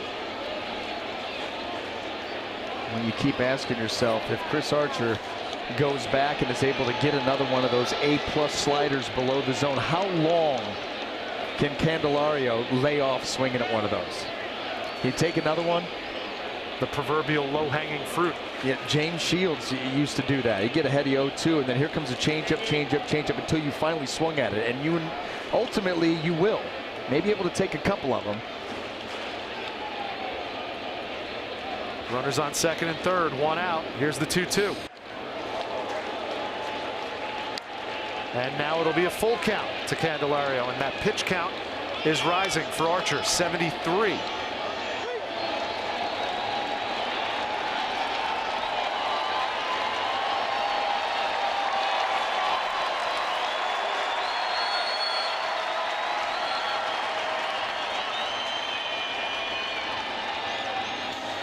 And he swings through, strike 3. Big strikeout for Chris Archer for the second out of the inning.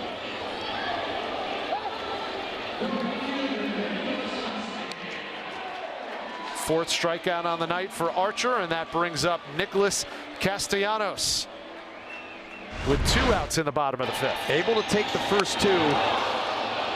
Not able to take that one. And you knew eventually he's going to cave.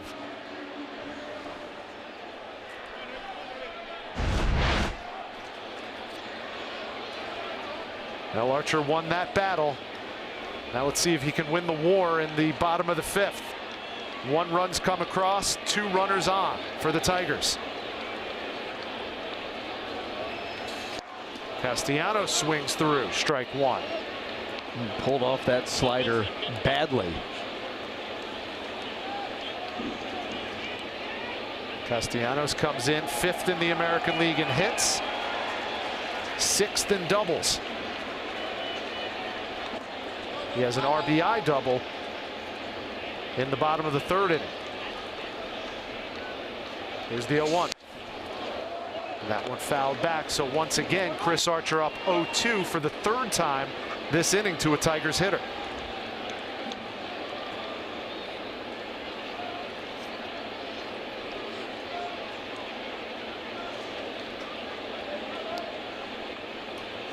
Well, his last start in Baltimore, he lasted just 5 1/3, gave up 11 hits and 4 runs. Chris Archer trying to settle down and get out of this bottom of the 5th. The 0-2 got him. Back-to-back strikeouts for Chris Archer to end the bottom of the 5th inning and end the threat from the Tigers. 2 left on for Detroit, and we will go to the top of the 6th with the Rays coming up. Gomez, Refsnyder, and Smith.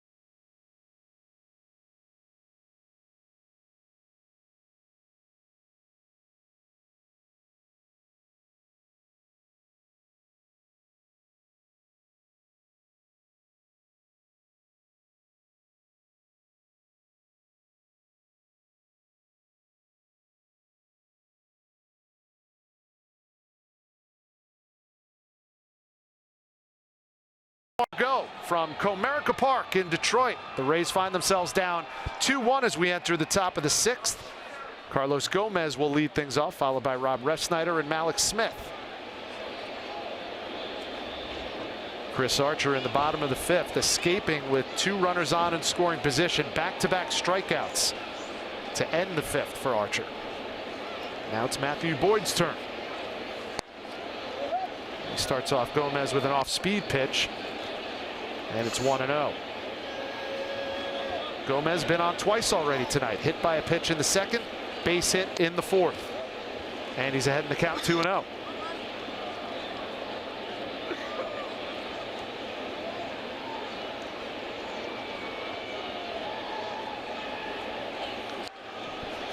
Swinging at the 2-0 offering, he fouls it back. It's 2-1 to Gomez.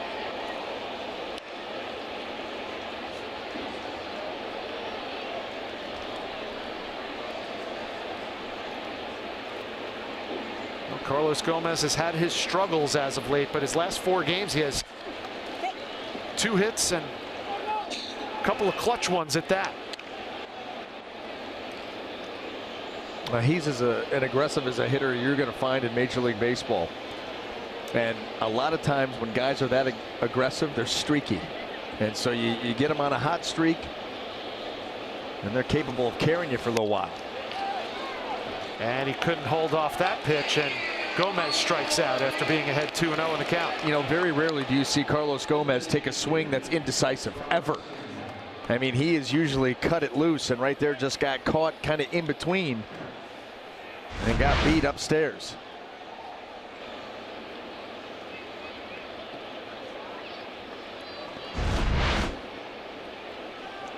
So Gomez retired for the first out of the 6th, and here comes Rob Refsnyder, who had himself a base knock in the 4th inning off Boyd.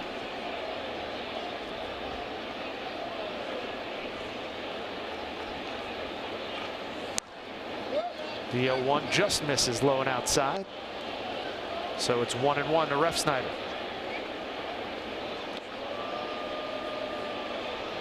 Six strikeouts already tonight for Boyd. That matches his season high.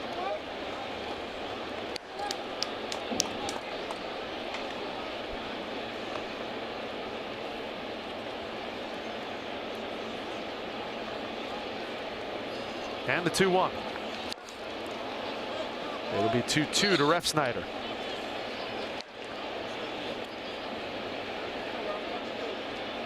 Refsnyder and Johnny Field both in the starting lineup tonight. Both former college teammates, where they won a national championship at Arizona back in 2012. And he looks at the ball again. Matthew Boyd thought he got one. He thought he got that one. Maybe if there was a little more black on the outside of that plate. Yes. Full count to Refsnyder. And he swings and misses, strike 3. A season high 7th strikeout for Matthew Boyd, as he's K'd the first 2 batters of the top of the 6th for the Rays, and up steps Mallex Smith. Well, coming with that breaking ball down and in, 79 miles an hour, the back foot slider. We've seen an awful lot of that from Matthew Boyd. Backdooring it, a lot of slow stuff, pick the spot with the fastball. He has really had a good mix going here tonight.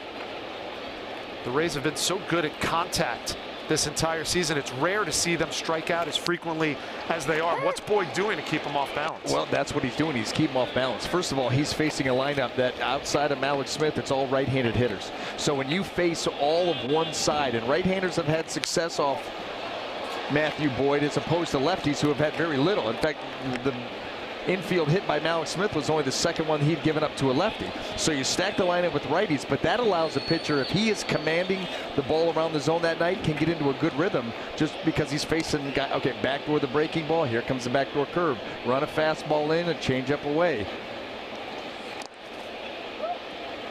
And a waste pitch in the dirt. It'll be 1-2 to Mallex Smith. And to your point, because he's gotten in such a groove, looks like Matthew Boyd is excited to get this game over with as quickly as possible. Yep, he's definitely working at a pretty quick pace here, and that's what you'll do when you're feeling it. Here's the 1-2.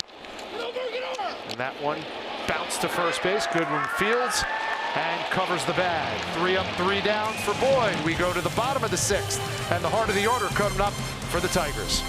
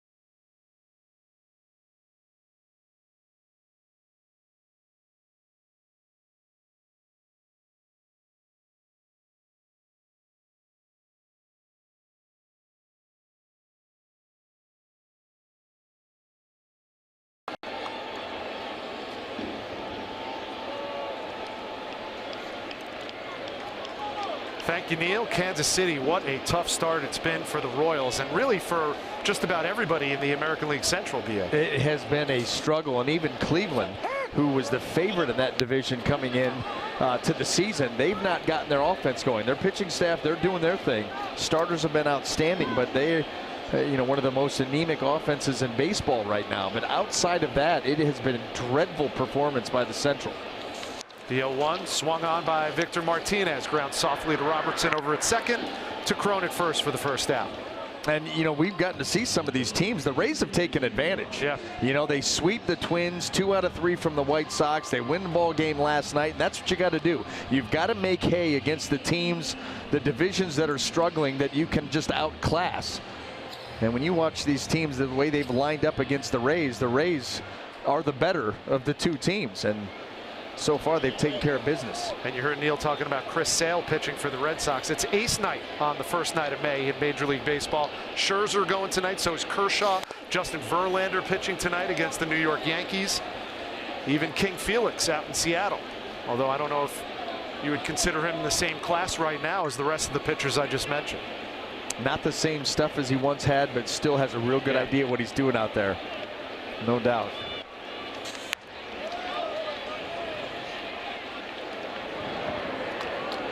He just came off a fun mano-a-mano with Adrian Beltre.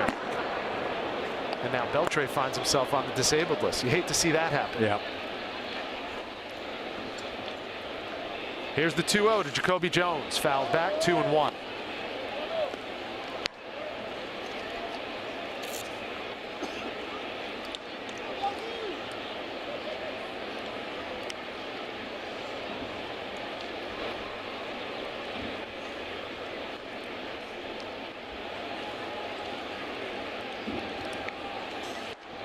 And the 2-1 off speed, 2-2.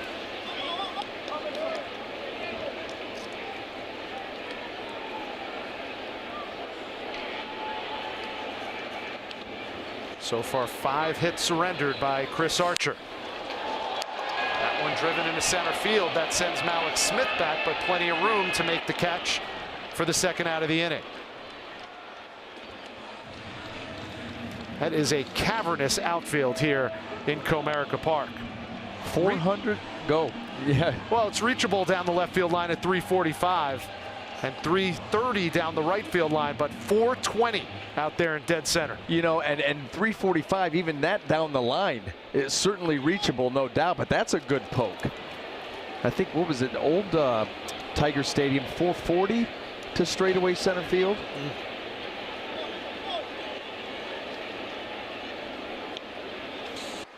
So 2 up, 2 down for Archer.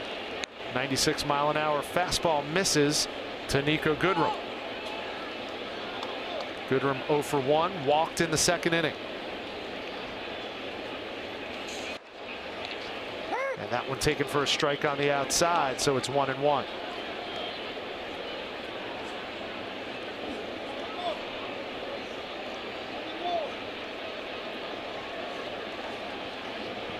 The 1-1. Outside at 96, ball 2.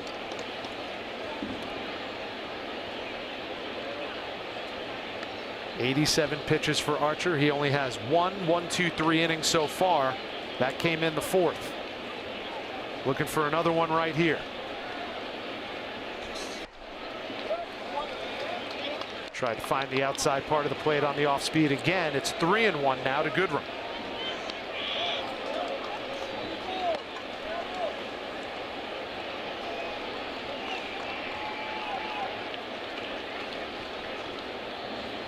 The 3-1. Grounded foul. It'll be a full count to the Tigers' first baseman.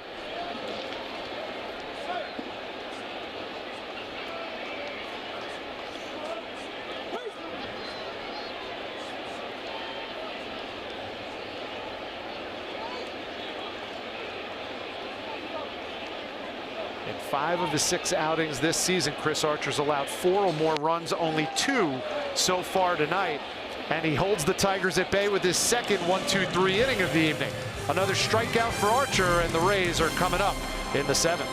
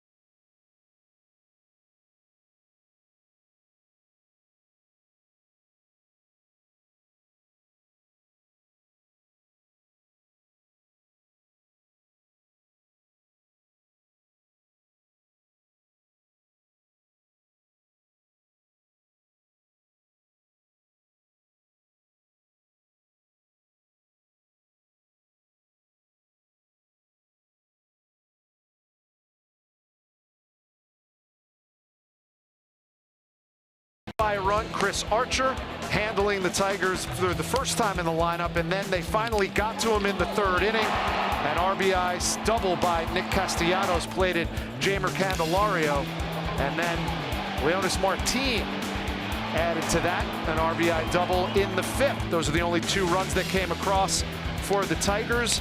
Matthew Boyd pulled from the game after 6 innings, and he had a season-high 7 strikeouts, but the Rays were able to plate 1 run when Adeiny Echeverria came across the plate, and it's a 2-1 ball game. But now Boyd takes a seat. His night is done, and Alex Wilson will be on pitching for the Detroit Tigers as we head into the top of the 7th. Well, Alex Wilson already appearing in 13 games, covering 16 1/3 innings. Got 12 strikeouts, 5 walks. This Tiger bullpen looking to try to close out the last 3 innings of this ball game with a 1-run lead.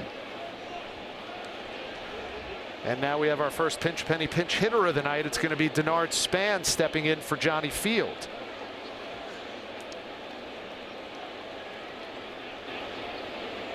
So Span will take over in left field for Field. And he promptly takes Alex Wilson's first pitch the opposite way, and a base hit for Denard Span to lead off the 7th. Well, no shock there. Denard Span once again comes in to a ball game. It's getting late. You're trailing. Doesn't work an at-bat here. Attacks early. Gets a pitch to handle and just guns it the other way. Boy, look at him follow that pitch down into the zone with those eyes and then unleash that swing. And here they go.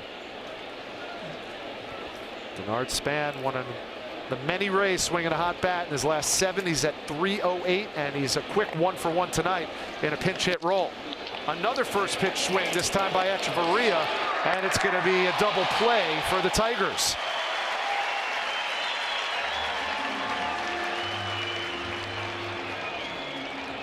Well, Wilson got him to go after a slider, and that ball looked like, I mean, Candelario, watch how close this comes to coming out the top of that glove.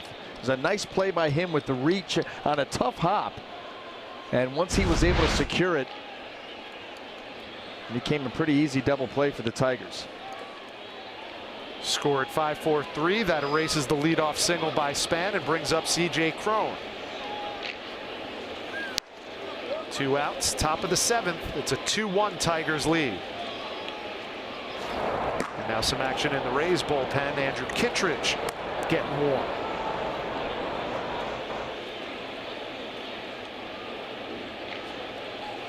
The 1-0 to Cron. Taken for strike 1.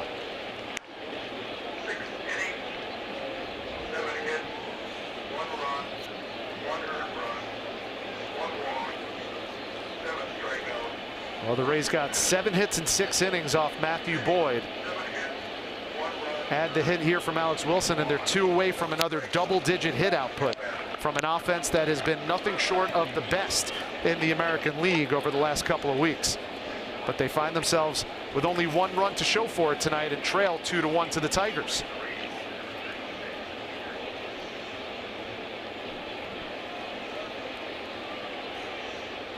C.J. Cron in the 5th inning extended his hitting streak to 9 games. The 2-1. He skies that one down the right field line. Running out of room and foul.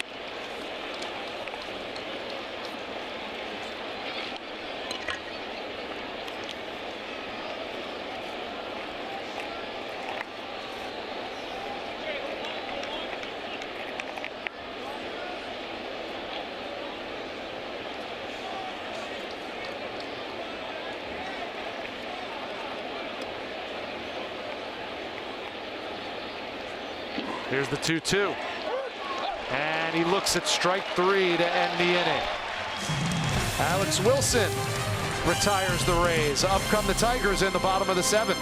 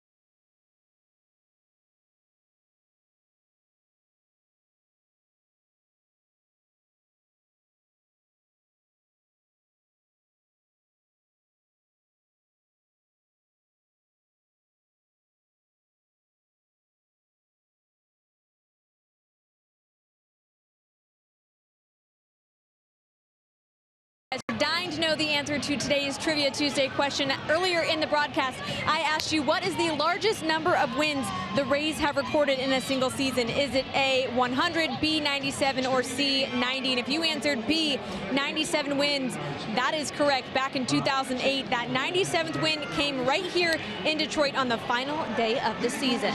Guys?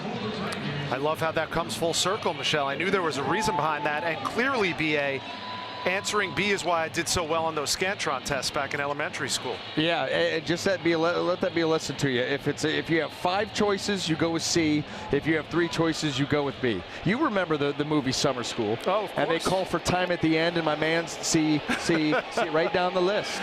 Mark Harmon, one of his finest acting performances.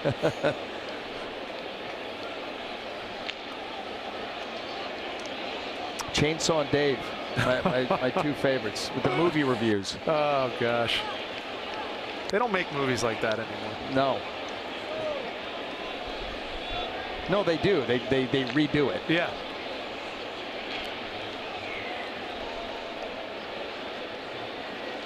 So here's Andrew Kittredge taking the place of Chris Archer. Archer goes 6 innings, surrendered 5 hits to the Tigers, 2 runs, 6 strikeouts, and only 1 walk. But he leaves the game trailing Detroit 2-1. James McCann leading things off in the bottom of the 7th. And he looks at a strike there, 2-1. Well, both of these relievers that have come into the game, Alex Wilson heavy on the fastball slider. Same thing with Andrew Kittredge. An aggressive pitcher, but he's going to come at you. Good life on the fastball, a lot of sliders. There's one right there.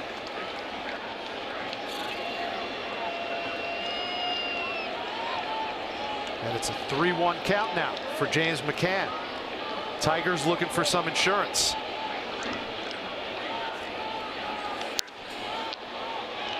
And McCann skies that one foul to right.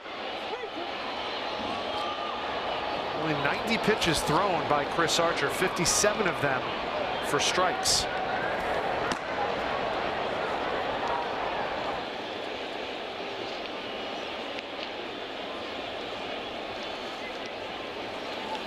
The 3-2, shot foul again.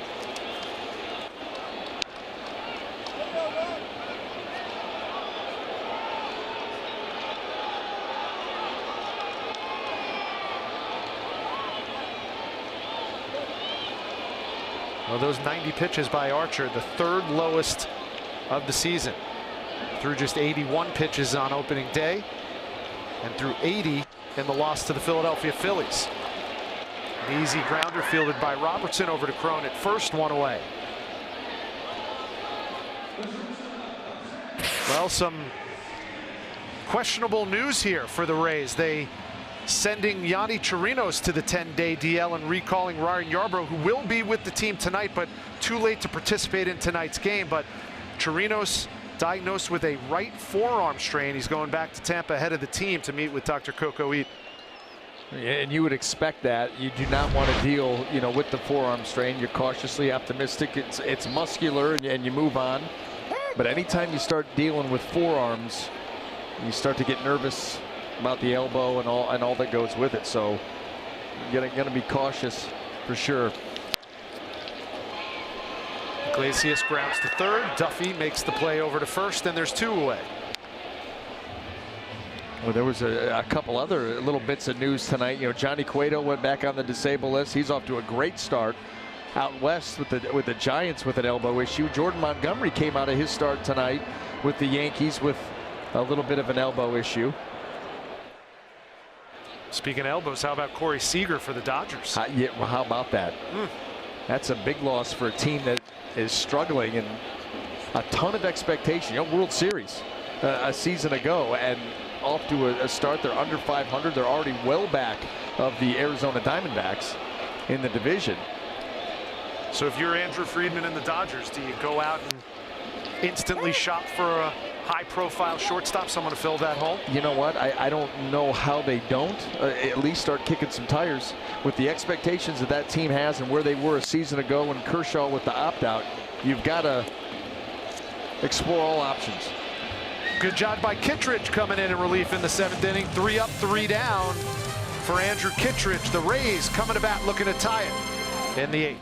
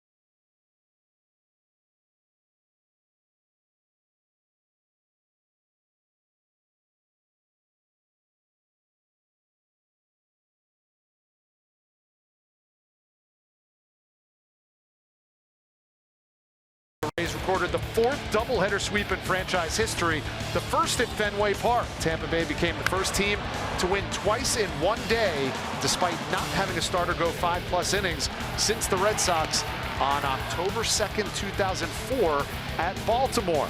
Grant Balfour closing things out for the Rays back in 2014. And when you think about winning series like that, all of a sudden you flash forward now to this team in 2018, BA. The Rays now have a chance with a win either tonight or tomorrow in the getaway game to have won 5 straight series.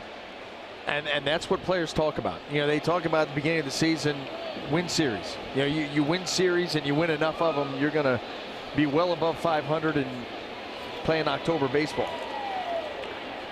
So Alex Wilson gives the Tigers 1 inning. Coming on in the top of the 8th, it's Joe Jimenez. A big reliever, number 77, with a big fastball and a slider as well.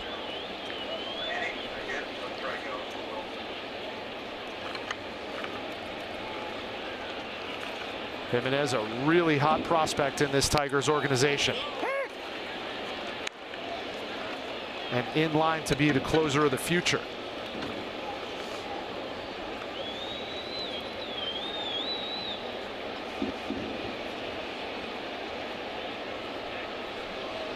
Here's the 1-1 of Matt Duffy, leading off the top of the 8th. You know, we've seen all 3 of his pitches already. He starts slider, fastball, the changeup.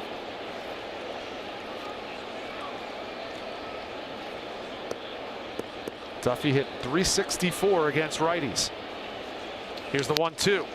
He grounds it to short, fielded by Iglesias over to first, 1 away. MLB at Bat is your #1 Rays app. Customize your experience to catch every moment this season. Get Rays home screen icons and features such as the MLB TV Game of the Day, pitch tracking, in-game highlights, live radio broadcast, stats, news, and more. Download MLB at Bat today. I use MLB at Bat when I'm driving in the bus over to the game. Help me keep up to date on all my stats and notes. It's invaluable for a baseball fan. And you can take it with you wherever you go. Wherever you go. Now listen, this game built on numbers, and there are so many stats and highlights and so many things to know in this day and age. It's nice to have those resources. So here's Wilson Ramos. And he swings through that pitch to even the count at 1-1 against Jimenez. You can see a little bit out in front, another changeup there by Jimenez. He's given the Rays a little bit of everything here tonight, but you're always got an eye on that fastball. Good life on it, mid-90s.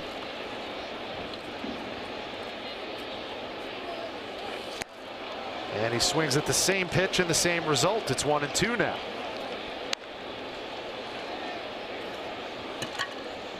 Ramos has a single in this game in the 4th inning. 9 extra base hits in his last 9 games coming in. And a pair of lefties warming up in the Rays bullpen. Johnny Venter's on the left, Jose Alvarado on the right. Alvarado got his first career save last night in a Game 1 win against the Tigers. Here's the 1-2, and he fooled him. Strike 3.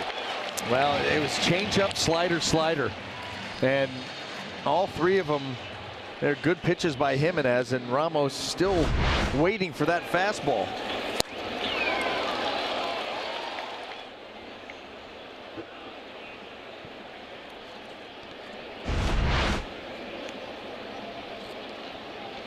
So with 2 outs, up steps Daniel Robertson to the plate. 0 for 3 so far tonight.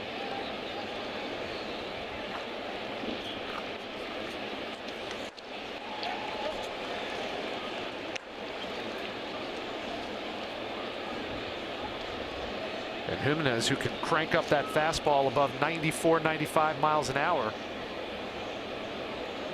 seems to want to keep it in his holster so far. Yeah, it's been a lot of off speed. You know, you see that, and the Rays have seen that a lot from Dellin Betances. You know, Betances has the electric big-time fastball, but there'll be series and games where Rays hitters will see an awful lot of the breaking ball and stays away from the heater. The 1-1. Again. That's what he's done here. That's really what he's done. He came in 1 fastball and has really stayed away from it. Has been the changeup, and it has been the slider. Just 23 years old, Joe Jimenez. Going up there, it's a heater. 97. Yeah, but you see the catcher putting that glove up there at the top of the zone. That's not off speed. I promise you that's going to be the hard stuff. Watch where James McCann wants it. Yeah, you don't call for any off speed up there. And he's preparing for it, too. Yes. Incoming. Here's the 2-2. Outside with the heater. And Daniel Robertson, one of the best eyes in baseball, leads the major leagues in on-base percentage, has worked this count full, 3-2.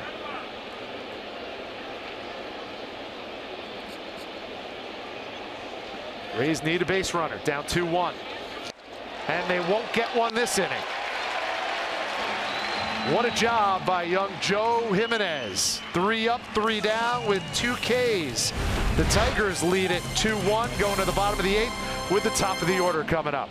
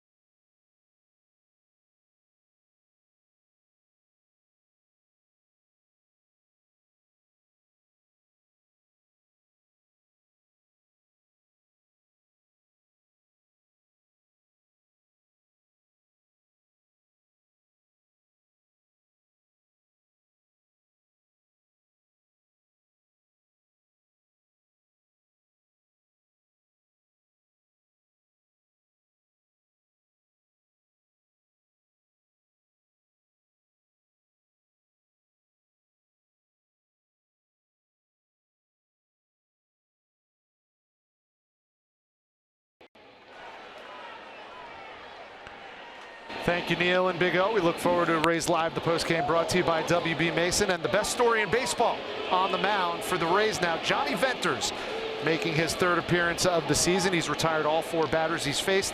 And this, if you haven't heard, is coming off 3.5 Tommy John surgeries. BA, we talked earlier in the game about how Corey Seager's going to have Tommy John surgery, and there are a couple of players that you're concerned with when you hear what their trips to the DL are about. Johnny Venters is a hero to all of them. Well, the fact that he was able to make it back after, you know, the 3.5, 3 Tommy Johns and then a reattachment. He had gone 2,028 days in between appearances. You know, pitched in the NL wildcard game back in 2012, and then not until 2018 with the Rays. That is just remarkable perseverance and doggedness, and just not giving up on a dream and realizing the window to play this game at this level, in the grand scheme of things, even if you play 15, 20 years, is not that big. And so... What a play at third by Duffy. Is he going to have enough? No, he doesn't. Terrific field and throw by Matt Duffy at third behind the bag. But Jeimer Candelario beats it out. And that's the first base runner allowed so far by Johnny Venters this season.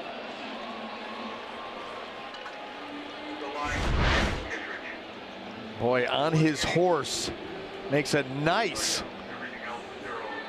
You know, he did everything as well as he could, just didn't have enough time. Get over there, great backhanded stop, get up and get rid of it. Couldn't have done it any better. Nothing you could do. At very least saved extra bases from Candelario. Up steps Nick Castellanos. And that ball gets behind Ramos, so Candelario will end up at second regardless. Well, wait till you see the action, you know, on this little sinker from Johnny Venters. It just takes off on Wilson Ramos. Then trying to work down and away, and that ball had some action on it. Watch this thing go.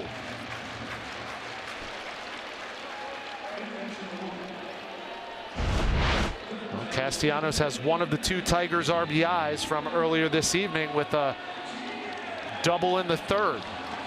And now they're going to intentionally walk Castellanos after the pass ball. So runners will be on first and second with 1 out for Victor Martinez.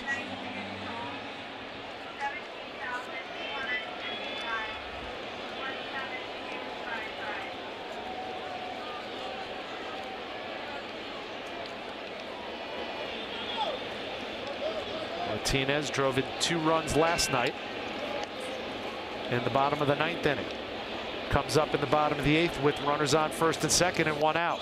And again, that ball is spiked by Venters. Yeah, how about that stop by Wilson Ramos? I think that ball got stuck more than he stopped it, but he just spiked a fastball.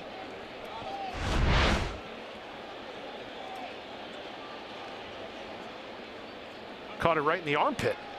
Yeah, and you know what? I mean, that ball was yanked bad enough that maybe that was a slider. It's tough to tell because it went right into the dirt so quickly.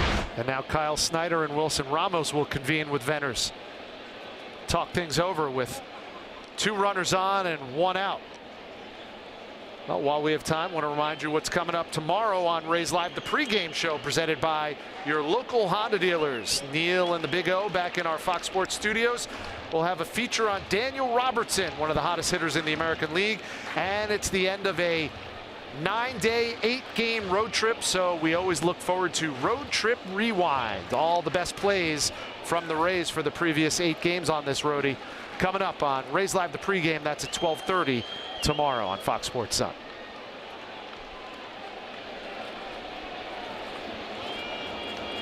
A 1-out single by Candelario.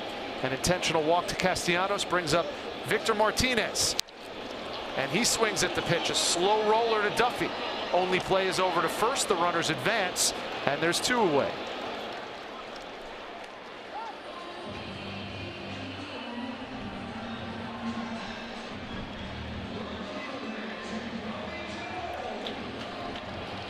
And now Venters will face Jacoby Jones. 0 for 3 tonight. 2 strikeouts for Jones.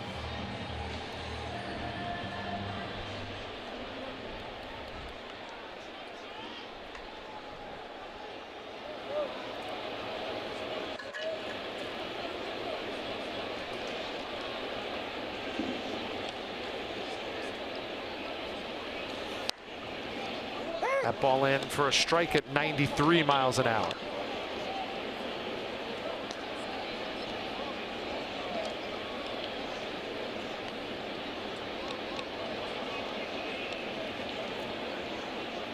Venter's ahead in the count, 0-1. This one, Venter stops, gets it over to Crone for the third out of the inning. Well, he gave up a single and an intentional walk, but he gets out of it clean. No runs allowed by Johnny Venters as we head to the top of the ninth, and the Rays down by 1.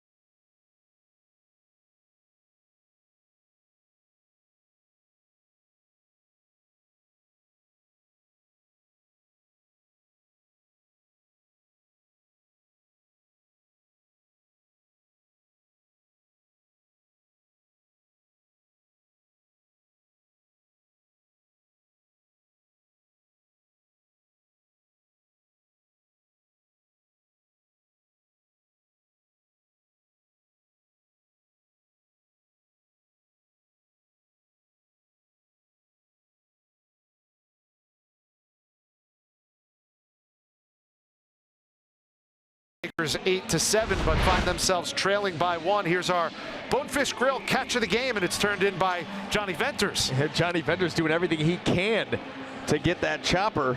Took his glove right off his hand, but nice recovery. Make the throw over there and get out of that inning.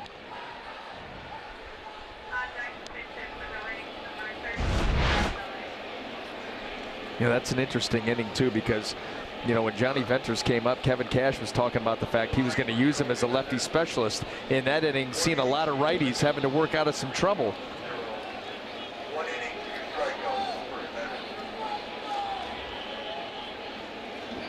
And now it's Shane Green on in the ninth, looking to close it out for the Tigers. The Rays got to him last night with a pair of home runs and 3 runs in the ninth inning. And then Ron Gardenhire is not going to let him stay out there and build up a big pitch count, understanding that he is the closer. So after he gave up those runs, he went and got him to preserve him for just another night like tonight. We'll see if the Rays can get him again. Here's the 0-1 to Carlos Gomez, and it's 0-2. Brad Miller's on deck for the Rays. He'll be pinch hitting for Rob Refsnyder.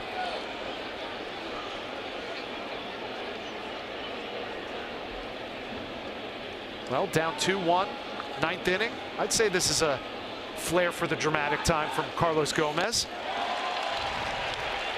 Instead, he strikes out, and there's one away.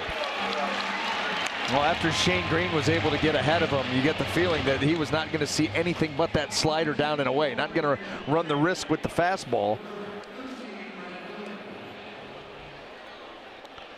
Well, we talk about the home runs that Shane Green gave up. One of them was to Brad Miller, who steps into the plate now. That was the big insurance run the Rays needed to get the 1-run win in game 1 of this series last night. Your final score was 3-2. So up steps Brad with nobody on and 1 out in the ninth again.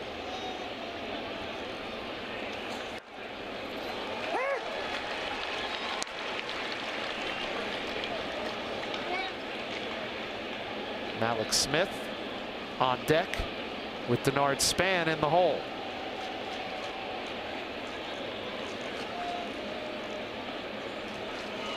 Here's the 0-1 outside, 1-1 to Brad Miller.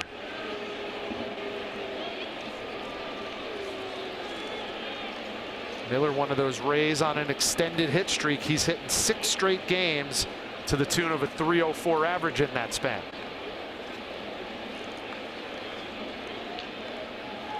The 1-1. Fouled away off the end of the bat. It's 1-2. Nothing but sliders here by Green. Victimized a couple of times on the fastball last night.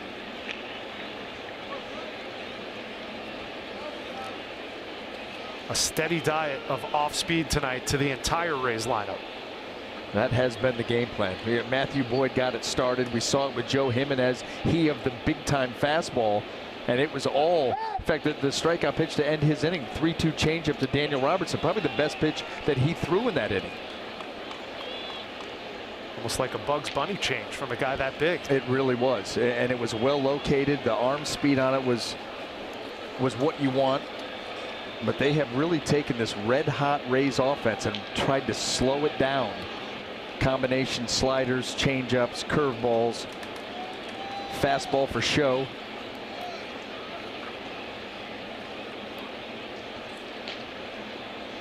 Well, the bottom line is the W, and the Rays are 1-1 in their last 3 coming into tonight, but they've managed 3 runs on Sunday against Boston, 3 runs last night, and only 1 tonight.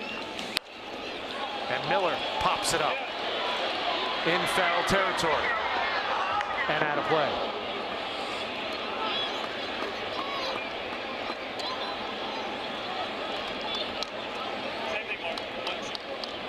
Well, we've seen 2 fantastic pitching matchups so far, and we are anticipating a third in the getaway game tomorrow. Blake Snell against Michael Fulmer. Yeah, on paper, this is the marquee. The way that Blake Snell is throwing the ball, Michael Fulmer, and what he was able to accomplish with the Tigers a season ago. And that'll be fun.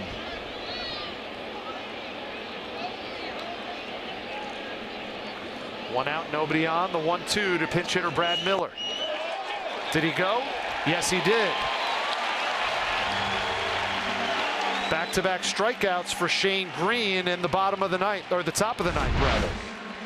Back foot slider, and that's close. It's going to go against Brad Miller. We've seen some of those calls go in the direction of the hitter. That one does not. It's the second out of the inning.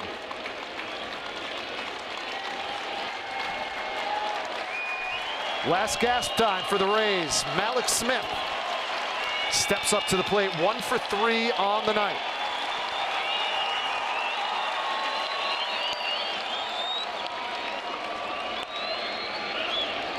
And he looks at ball 1, an off-speed pitch from Shane Green. Stop me if you've heard this before.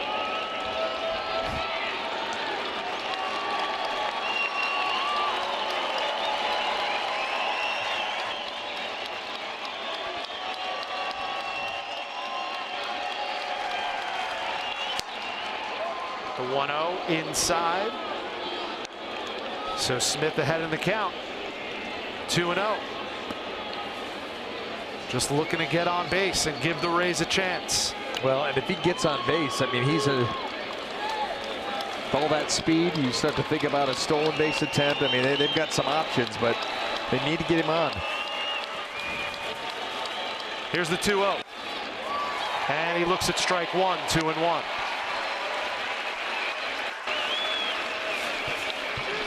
And you've got Mr. Clutch waiting on deck in Denard Span. Give him another crack. Wouldn't that be fun?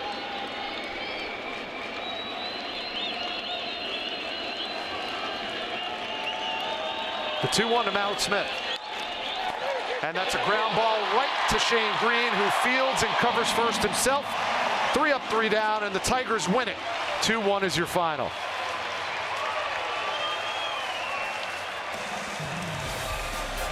Well, the Tigers exact a measure of revenge after losing 3-2 in Game 1. They win it over the Rays by a final score of 2-1 in Game 2. We'll be back with more from Comerica Park right after this.